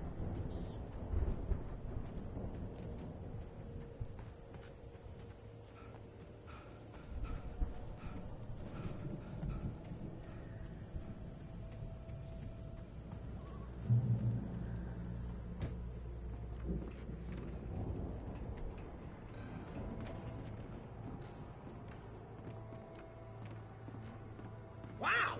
Those geezers had quite a production going on. Ooh, you know what, Al? If we make it through this alive, I'm gonna start representing them.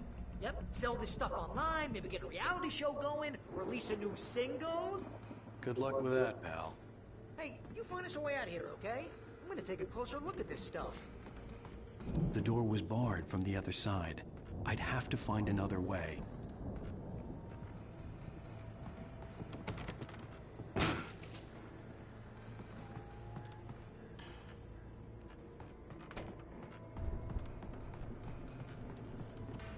Be careful, Al!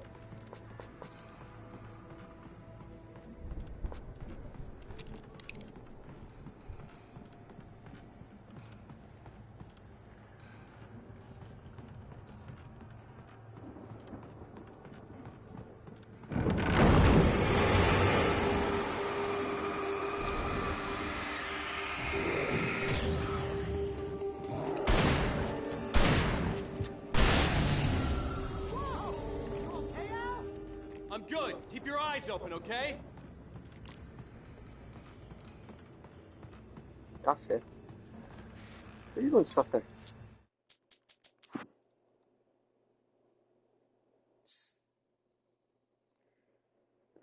Garrafa. Oh, tem metade.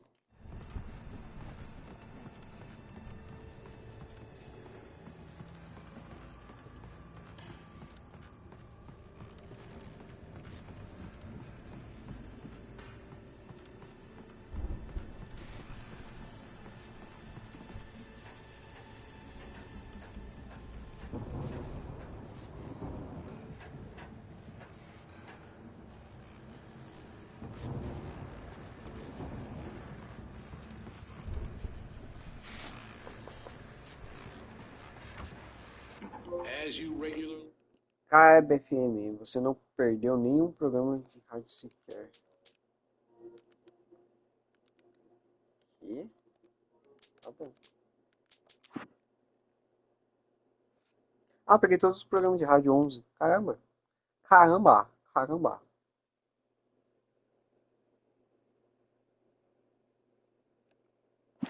Listeners know I tend to work through the night, but I'm not the only one. Deputies Mulligan and Thornton are taking a couple of moments off their busy schedule to join me here in the studio. Boys, how busy are you now? Deerfest is almost here, isn't it? I bet that keeps you in business.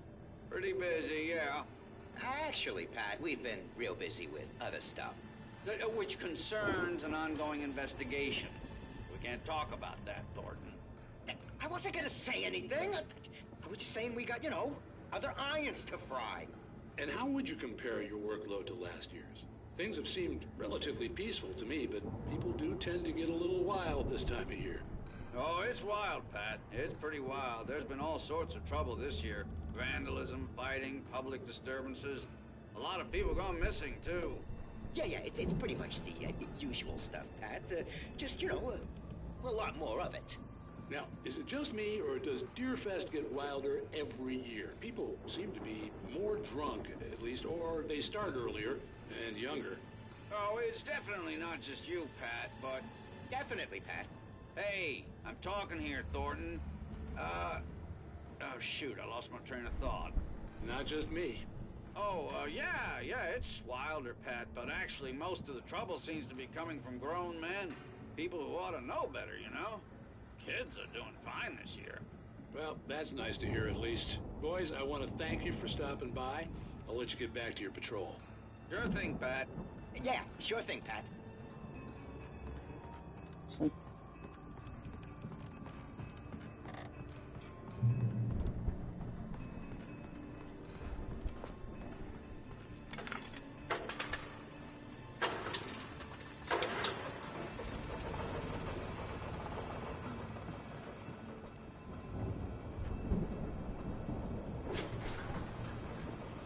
could see the building that had to be the Andersons' home on the other side of the field. It wasn't far now. I wasn't worried about trusting the ramblings of two burned-out geriatric wrecks. They had the goods.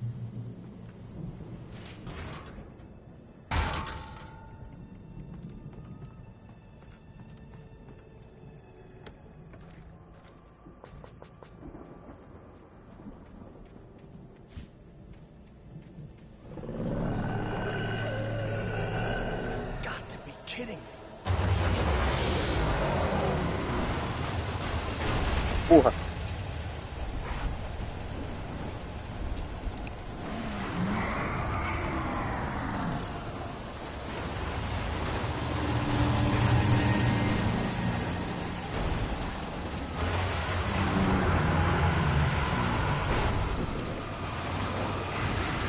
Ai!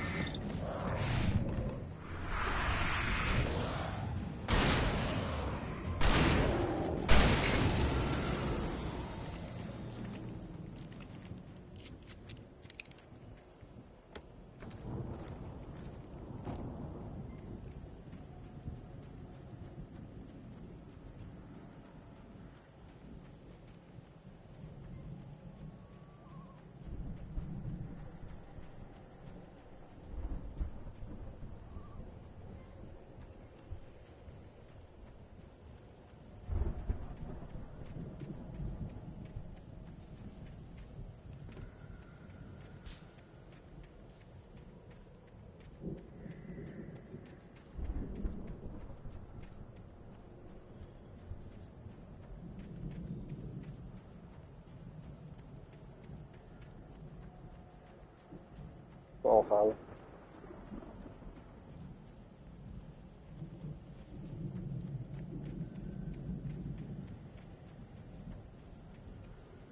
Daddy, not Nelson. Daddy, not Nelson. Dad, not Nelson. Son, not Nell Daddy.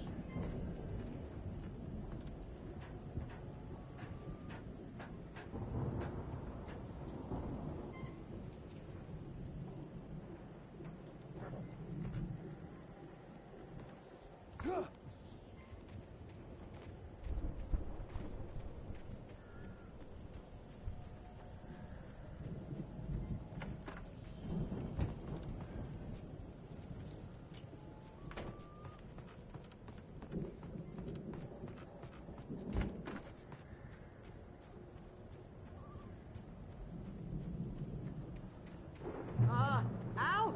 Is that you out there, buddy? Yeah, it's me. Hey, let's go, man. Agora que vai estar aberto. Ou é porque só abria daquele lado? I think we're gonna have to work together to open this gate, Al. Looks pretty heavy. Ah! Hey, I think that's the farm on the other side of the field. We're almost there. This farm is a crazy place for crazy people. We should feel right at home then.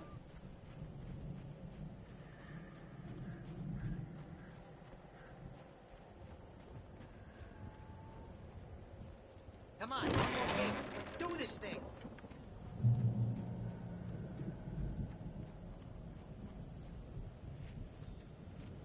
Os velhos deuses sabem a verdade.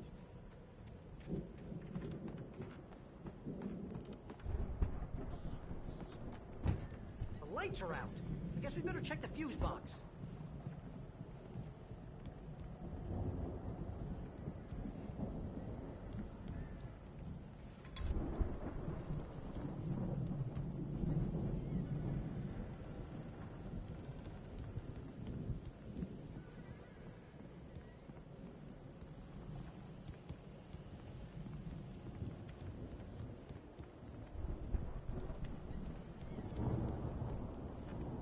power downstairs was out, but I was sure I could fix that at the fuse box.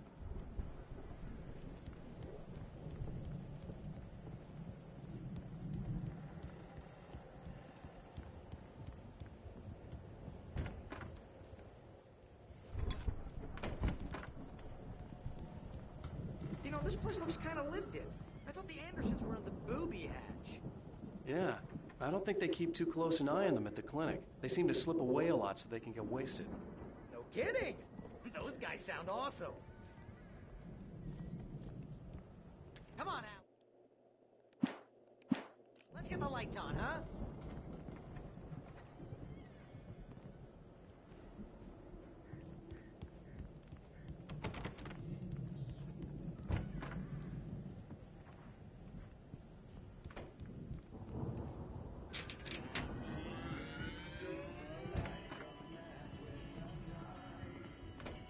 Can you hear that, Al?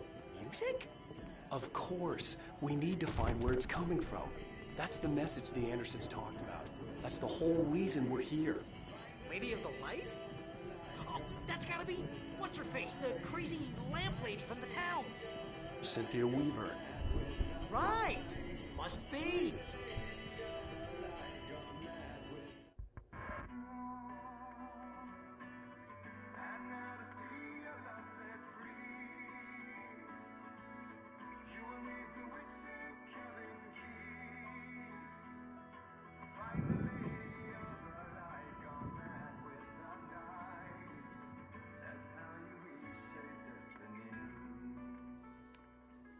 Okay. We need to find Cynthia Weaver. We'll stay here for the night and head back to town as soon as it gets light.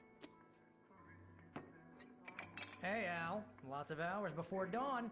Might as well get some rest. And by rest, I mean drunk. Come on, Barry, this is... Yeah, what the hell?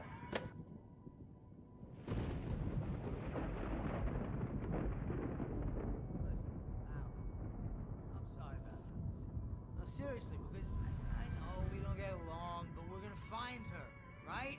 And even though you're a crazy bastard, I'm gonna stick by you, no matter what, ever, Al. Sure, like a brother. I'm a writer, goddammit. Correct. If I just wanted to, I could write 10 books a year. And they'd be the best books that year. No, you couldn't. That's right, I couldn't. But I could, because I'm a writer. What? What do they put in this stuff? I feel like my brain is coming out of my nose. I'm gonna get the recipe off those coots and be a booze millionaire. I just miss her, Barry. I just want her here with me. I know, Al. I know. It's gonna be okay. We're gonna make it okay.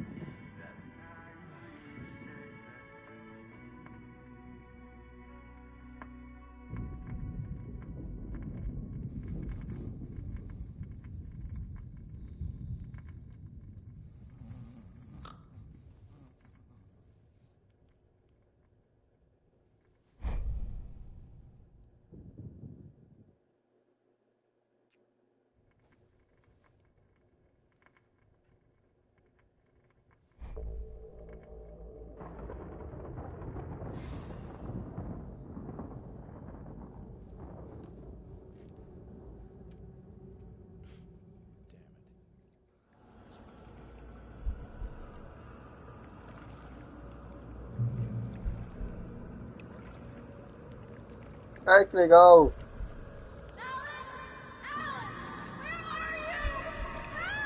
Alice, I'm coming. It's all right. I'm coming. It was a crazy, drunken dream. And yet, it was more than that. It was the truth.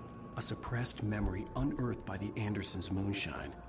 I was there, an out-of-body observer. This was the night Alice and I had arrived at Bright Falls, the night Alice had disappeared. I had a chance to find out what had happened. I remembered being surprised to see the cabin dark. Alice would have never turned the lights off. I remembered thinking I caught a glimpse of her form underwater, sinking into the darkness. Diving after her was the last vague memory I had of that night. After that, The next thing I could remember was waking up behind the wheel of the crash car and finding the first pages of the manuscript. Beyond this lost memory, there was nothing. I had to follow the footsteps of my past self to find out what had happened that night. I couldn't find her in all that blackness. I must have thought she drowned.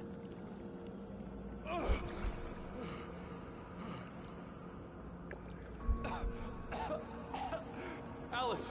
Jagger had Alice, and so she had me. Alice!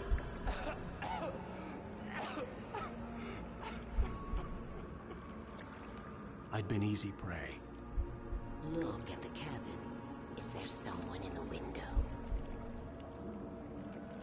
Alice? Maybe she didn't drown after all. Maybe she's asleep. Alice! Yes. The dark presence had touched me. She had dug her nails into my brain and used me, made me her puppet.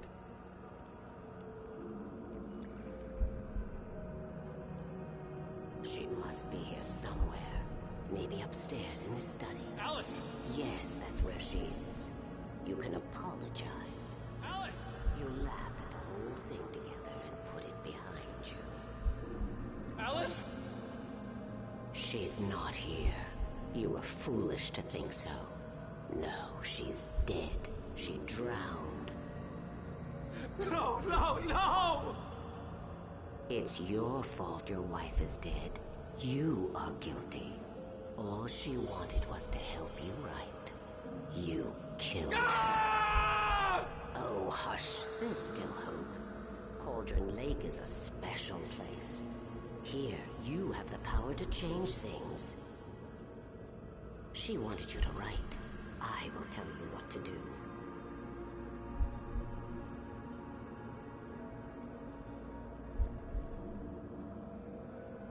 You can write her back.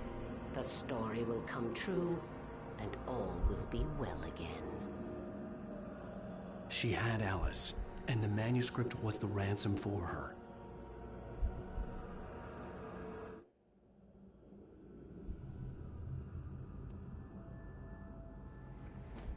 Yes. All right. I'll fix it. I'll bring her back.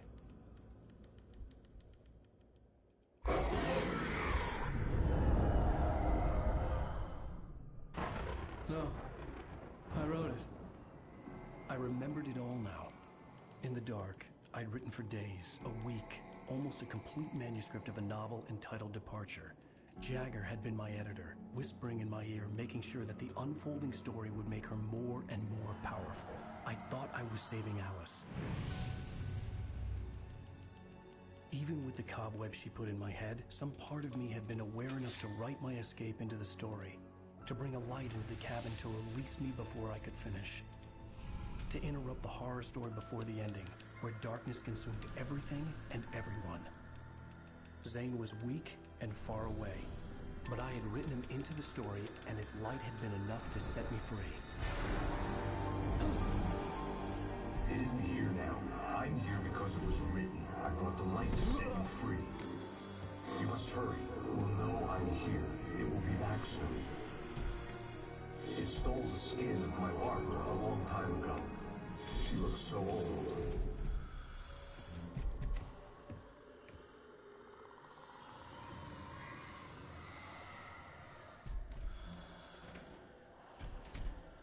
I had woken up, confused and groggy, my mind consumed by darkness and fear. All I could do was to escape.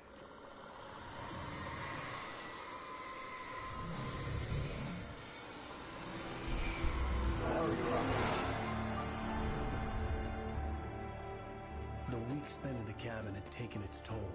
I was barely conscious, and fading fast. It had to have cost Zane terribly, thrown him even deeper into whatever dark place he now haunted. But he had managed to weaken the dark presence, kept me safe that night.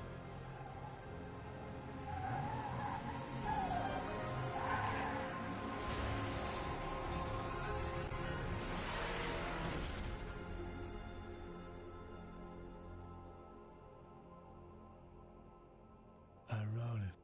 It's my fault. That's right, James Joyce. It's your fault, and you're gonna pay for it.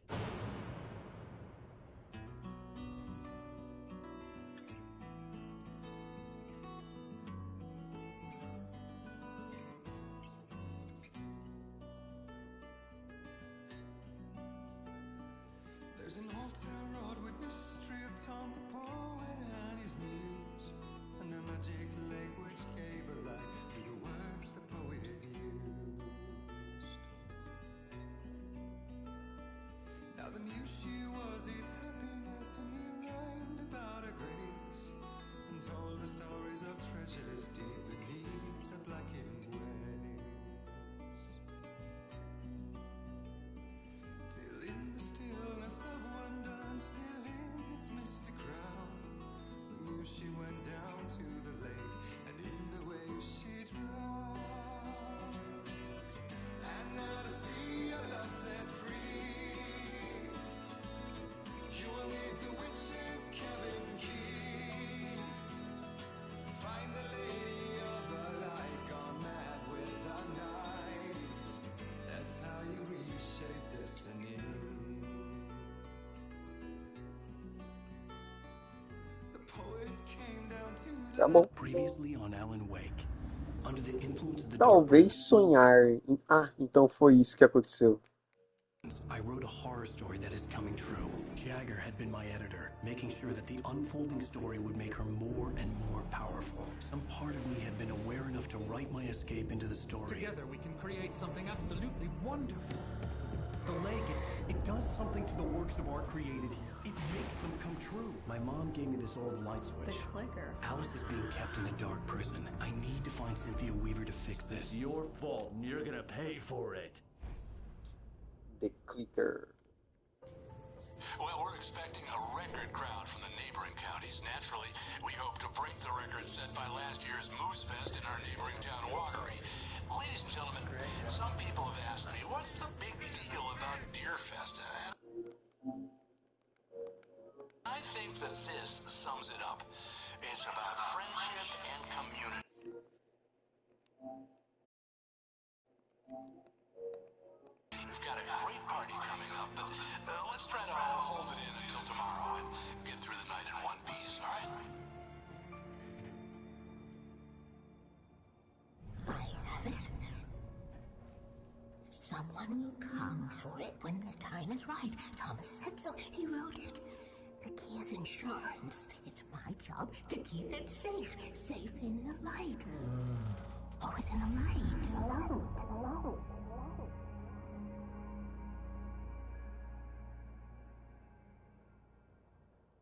All the manuscript pages were gone. The FBI...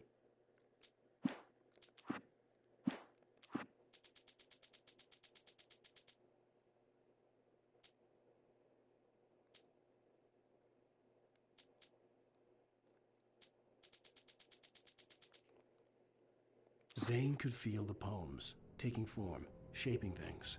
As he experimented, he imagined he could almost feel the power surging through the keys of the typewriter. It exhilarated him.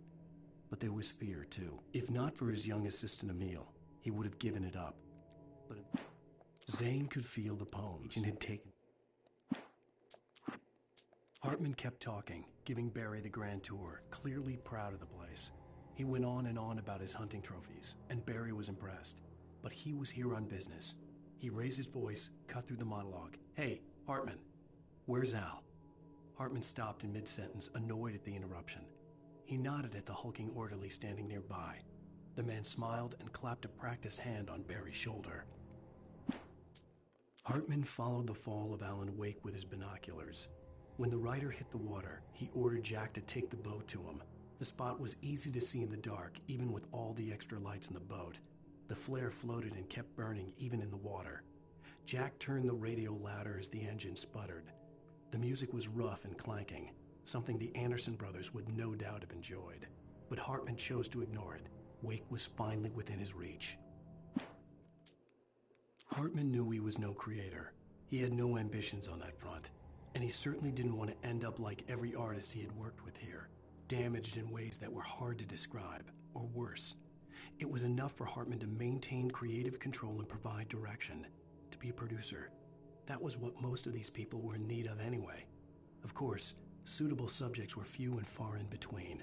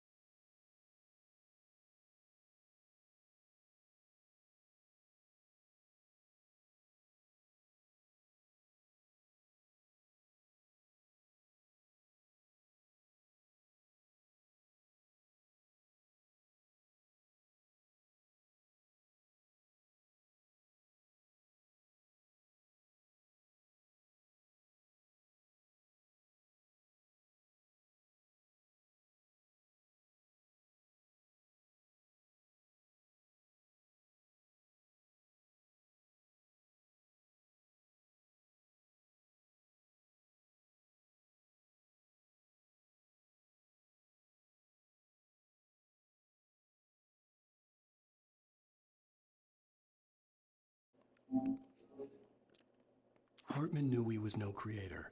He had no ambitions on that front, and he certainly...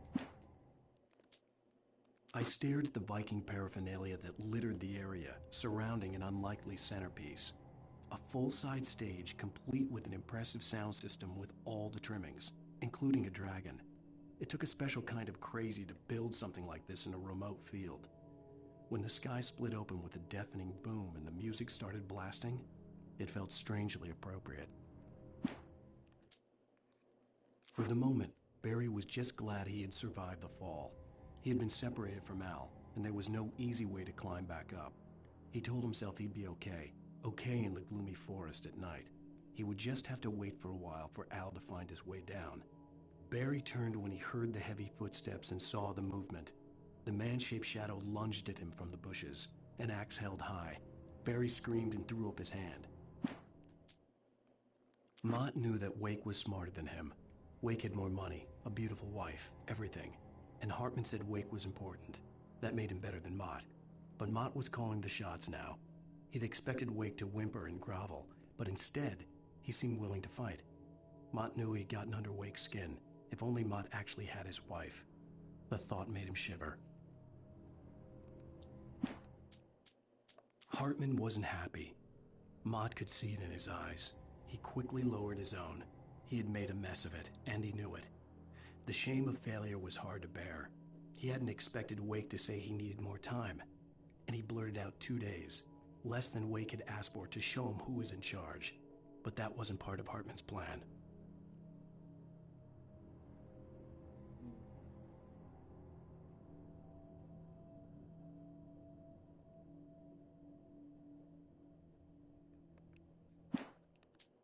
Hartman hurried down the corridor. He had disliked leaving Wake when he was surely at his most susceptible to therapy.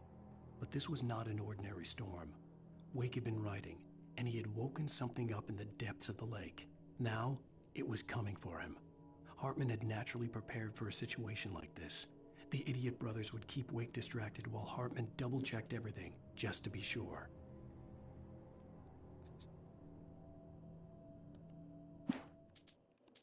Hartman watched as Wake's features slackened. The man was bullheaded, no doubt. Even lying on the bed, he'd almost broken Hartman's nose the second time. But with a little time, he could break Wake down, give him proper direction. Wake was easily the most promising subject he had had. Well, since Tom, really. "Sleep well, Alan," Hartman whispered with a smile. "Let me take care of you." He sniffed hard to clear his throbbing nose, swallowed blood, and barely tasted it.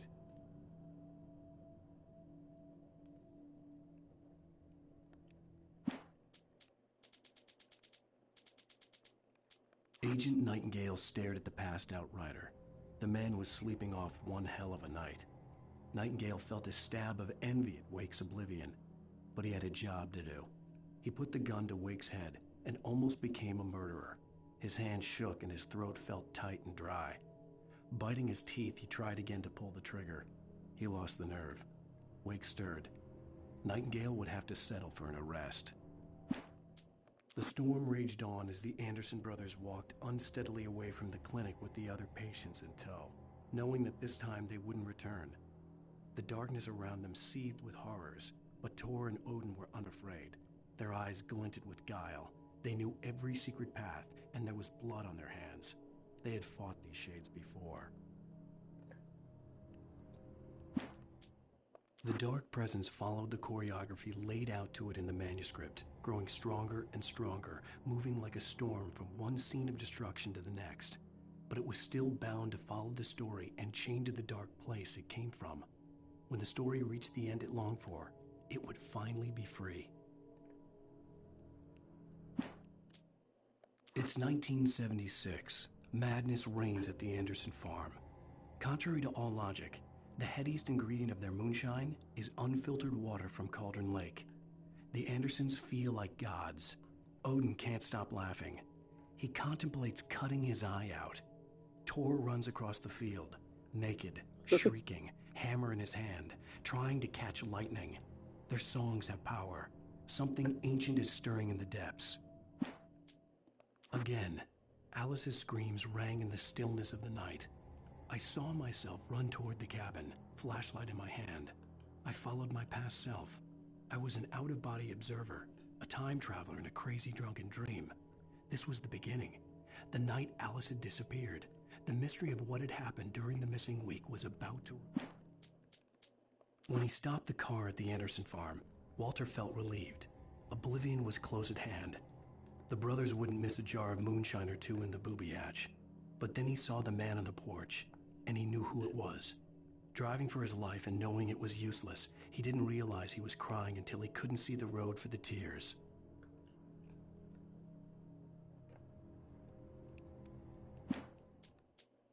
For a moment, Hartman considered strangling the idiot. Mott was mean-spirited, but easily manipulated, an emotional infant who lived for his approval. Wake, by contrast, was a far more difficult subject. Mott had given him too much leash. In 2 days, who knew what could happen? Hartman would have to find a way to rein him in, and quickly. Realmente tá meio bagunçado a ordem dos manuscritos, não tá tipo, certinho. Porque, tipo assim, esses dois tá quase certo. Aí, esse aqui é o último que aconteceu. Deputy Mulligan tuned Thornton's chatter out. He didn't think writers were particularly useful people, and a huge manhunt for one struck him as idiotic. Certainly not worth the missed opportunity for coffee and pie.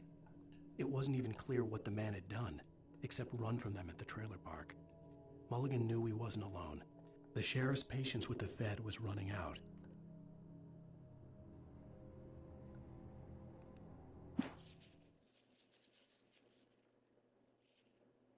As the deputies hauled Wake and Wheeler away, Agent Nightingale eagerly examined the stack of papers Wake had been carrying. It was incomplete, a collection of random pages, but there was enough.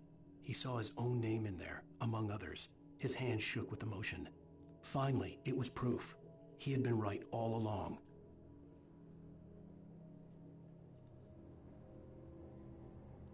Tá certo.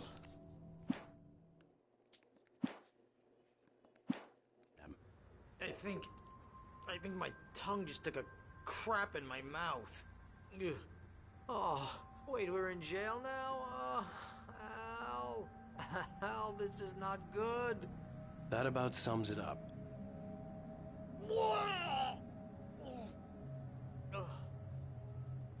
Oh, I am never drinking again. I need to talk to Weaver. She's the one in the song, the Lady of the Light. What, the crazy lady? Ugh, whatever you say, Al, but we're stuck here. They're not gonna... interviewed Wake. I had some reading to do first, Sheriff, and let me tell you, it was an interesting read. Well, I've got you now, Raymond Chandler. It's all here. All the evidence, including conspiracy to murder a federal agent. There's no way you're walking out of here. You hear me in there, Bret Easton Ellis? Huh? Agent Nightingale, I want to talk to your superior. Well, we all want things, Sheriff. I wanted my... Look, that's not possible right now. Agent Nightingale, I insist.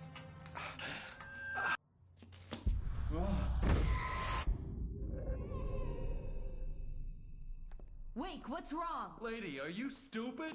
It's a trick. It's an obvious trick. Okay, I've had enough of this crap. Wake, I'm gonna trust you with this. You're joking. Agent Nightingale, your opinion would matter more if you were sober and if I actually believed you were here on official business. Whoa! Get back in the cell, Stephen King. The only way you're leaving this place is over my dead... Wait a minute. I know this... Oh my God! Light. Nightingale tried to make sense of the manuscript. It was disjointed and strange. He didn't understand half of it, but it all rang true. Impossibly true. He took out his hip flask when he reached the page that described how he reached the page that made him take out his hip flask. It wasn't the booze that made his mind reel. We need light. It's the only way to fight this thing. In my office. I've got your things there. Follow me. Oh man, we're sitting duck. Nightingale felt the situation veering out of his control, but the gun at least felt steady in his hands. He was ready to fire, resolved that he would let this happen over his dead body. And yet he hesitated. He had seen this moment before, read it in the page. He was transfixed by the déjà vu and the horror that he was a character in a story someone had written. Then the monstrous presence burst in behind him. Put the lights out. Stay cool. I can get the emergency power on.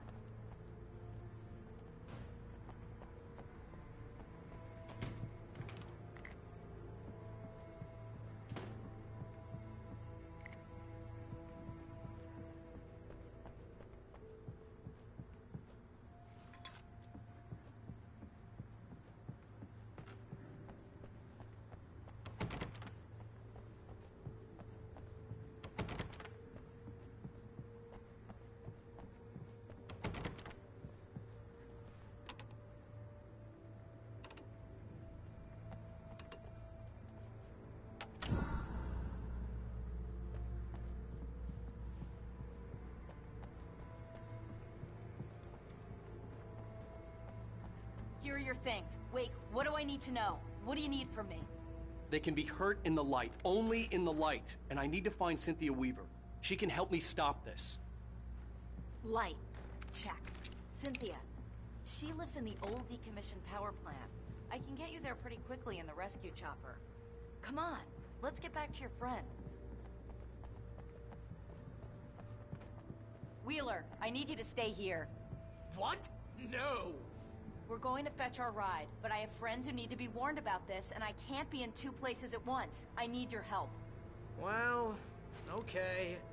Here's a list of people and phone numbers. I need you to call them and tell them you have a message from me. Night Springs, okay? They'll know what to do. Night Springs? Like the TV show? Gotcha. Oh, hey, that radio guy is on the list. Maine. Who's Frank Breaker? He related to you? My dad. Hey, is this like a secret society? Can you do this? You'll be safe here. The backup power's on. These guys need to be alerted, just in case we don't come back. You'll come back for me though, right? As soon as we get the chopper ready. Thanks, Wheeler. I owe you one. Okay, let's go, Wake. Through the back. My hangover wants a pizza. You think there's any way I could order one out?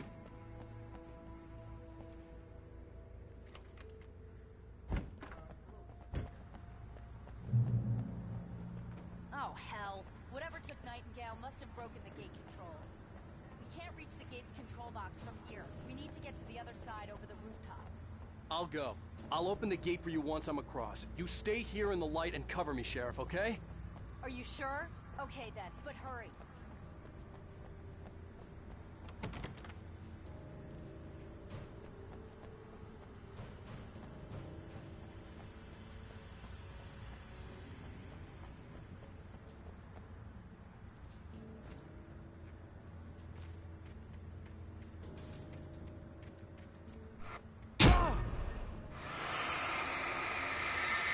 I needed to reach the rooftop to get to the other side of the broken gate.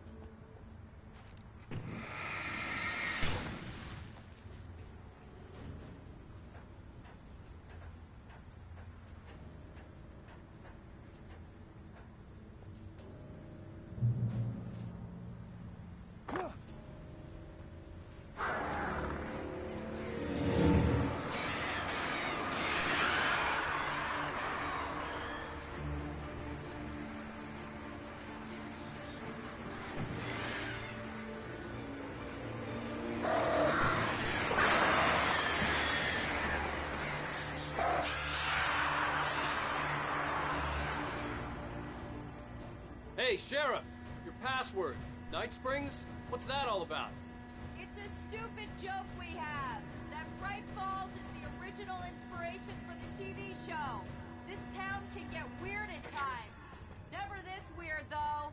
You need to bypass the damaged control box. What am I, an electrician? Hold on!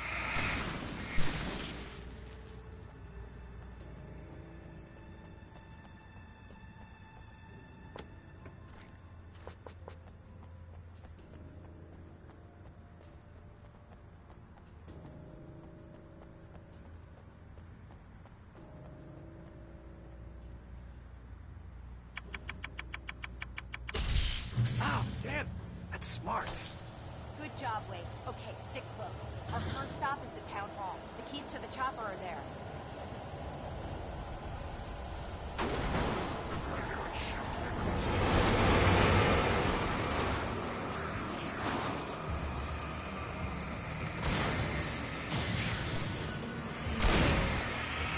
Right there.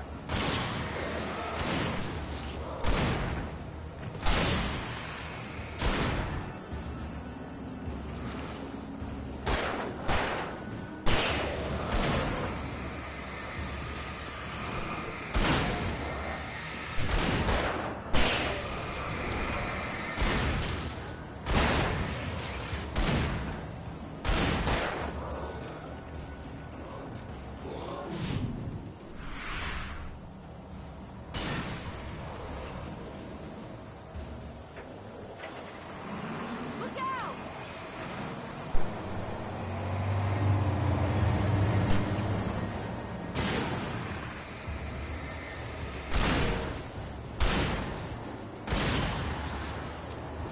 God, no!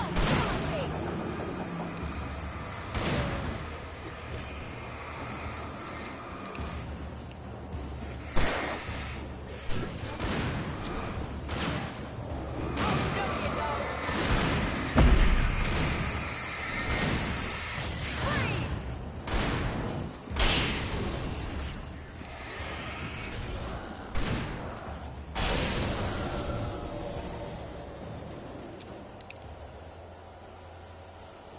Aquilo ali era pra explodir.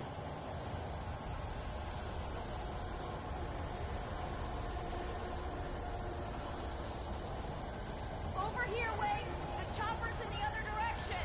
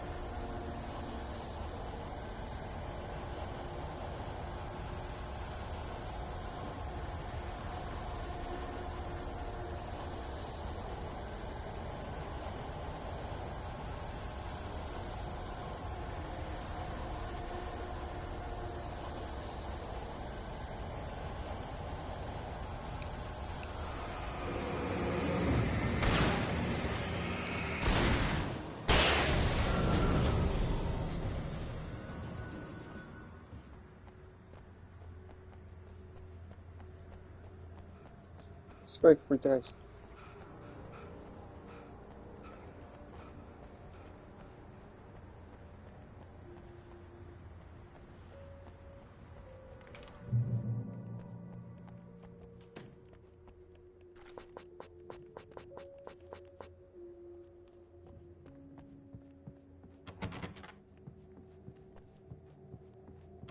I'm gonna want explanations, you know. For example, what the hell happened to Rose? She's seriously messed up now.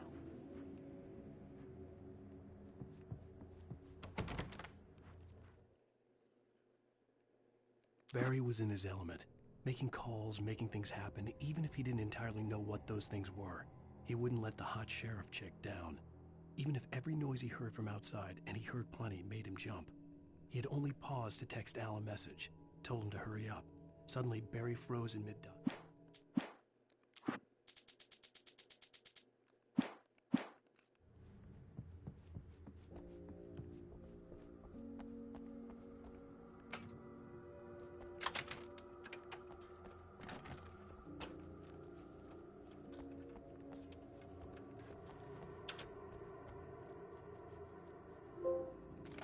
2 cocos com limão. Você colocou o coconut pra tocar 2 vezes.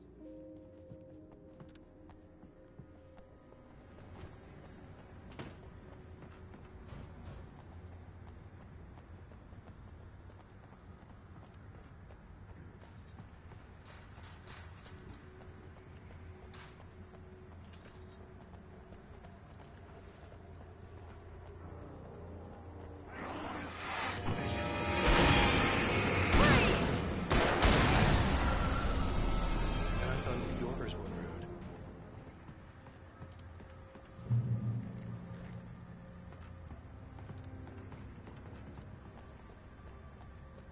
You have the right to these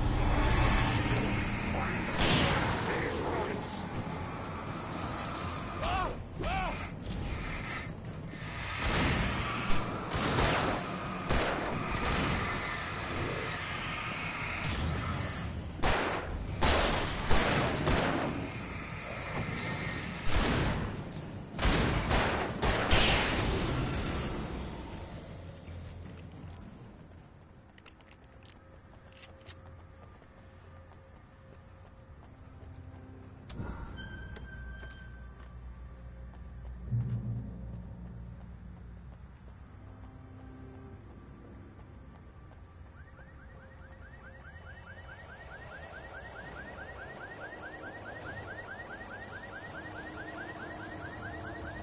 Wait, over here! There's light!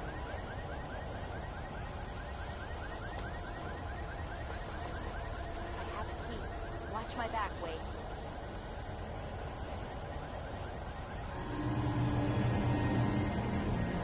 It's an ambush.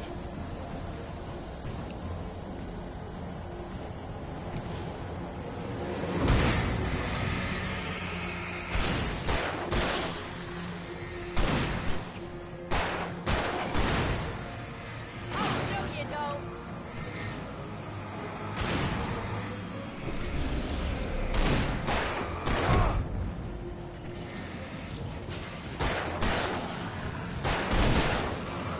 Keep shooting!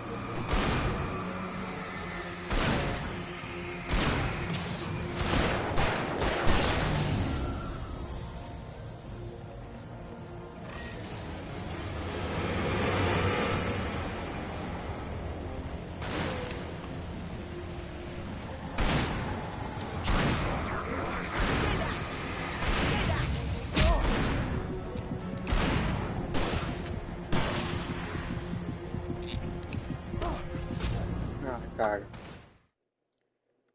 Trolei.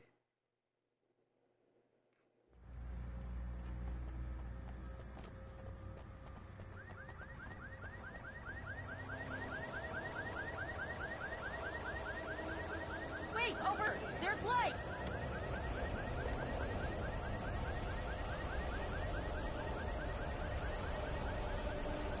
I have a key. Watch my back, Wake.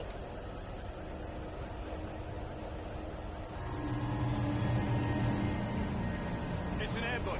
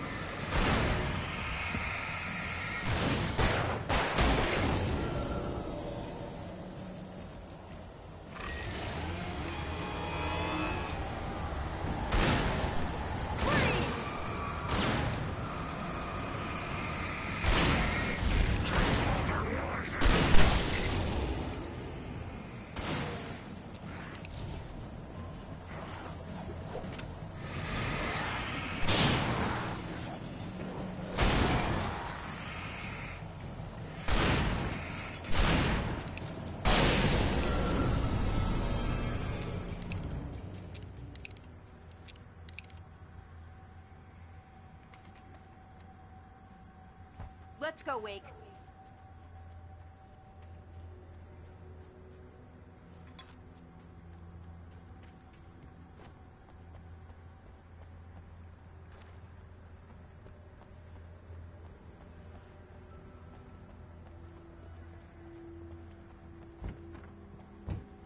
Okay, someone's messed with the fuse box here, but you should be able to jury-rig it while I find the keys.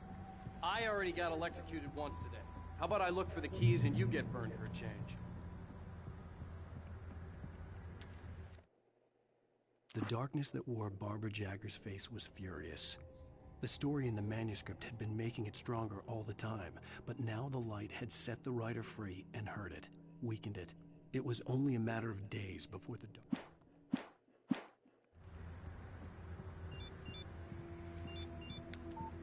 The message was from Barry. He was getting worried at the station. He wanted us to hurry.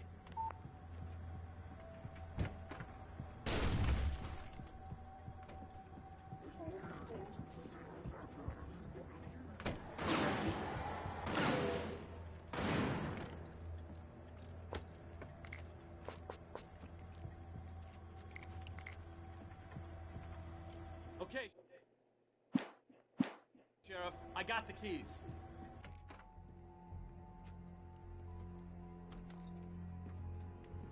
Barry? Why isn't he inside? Oh, God.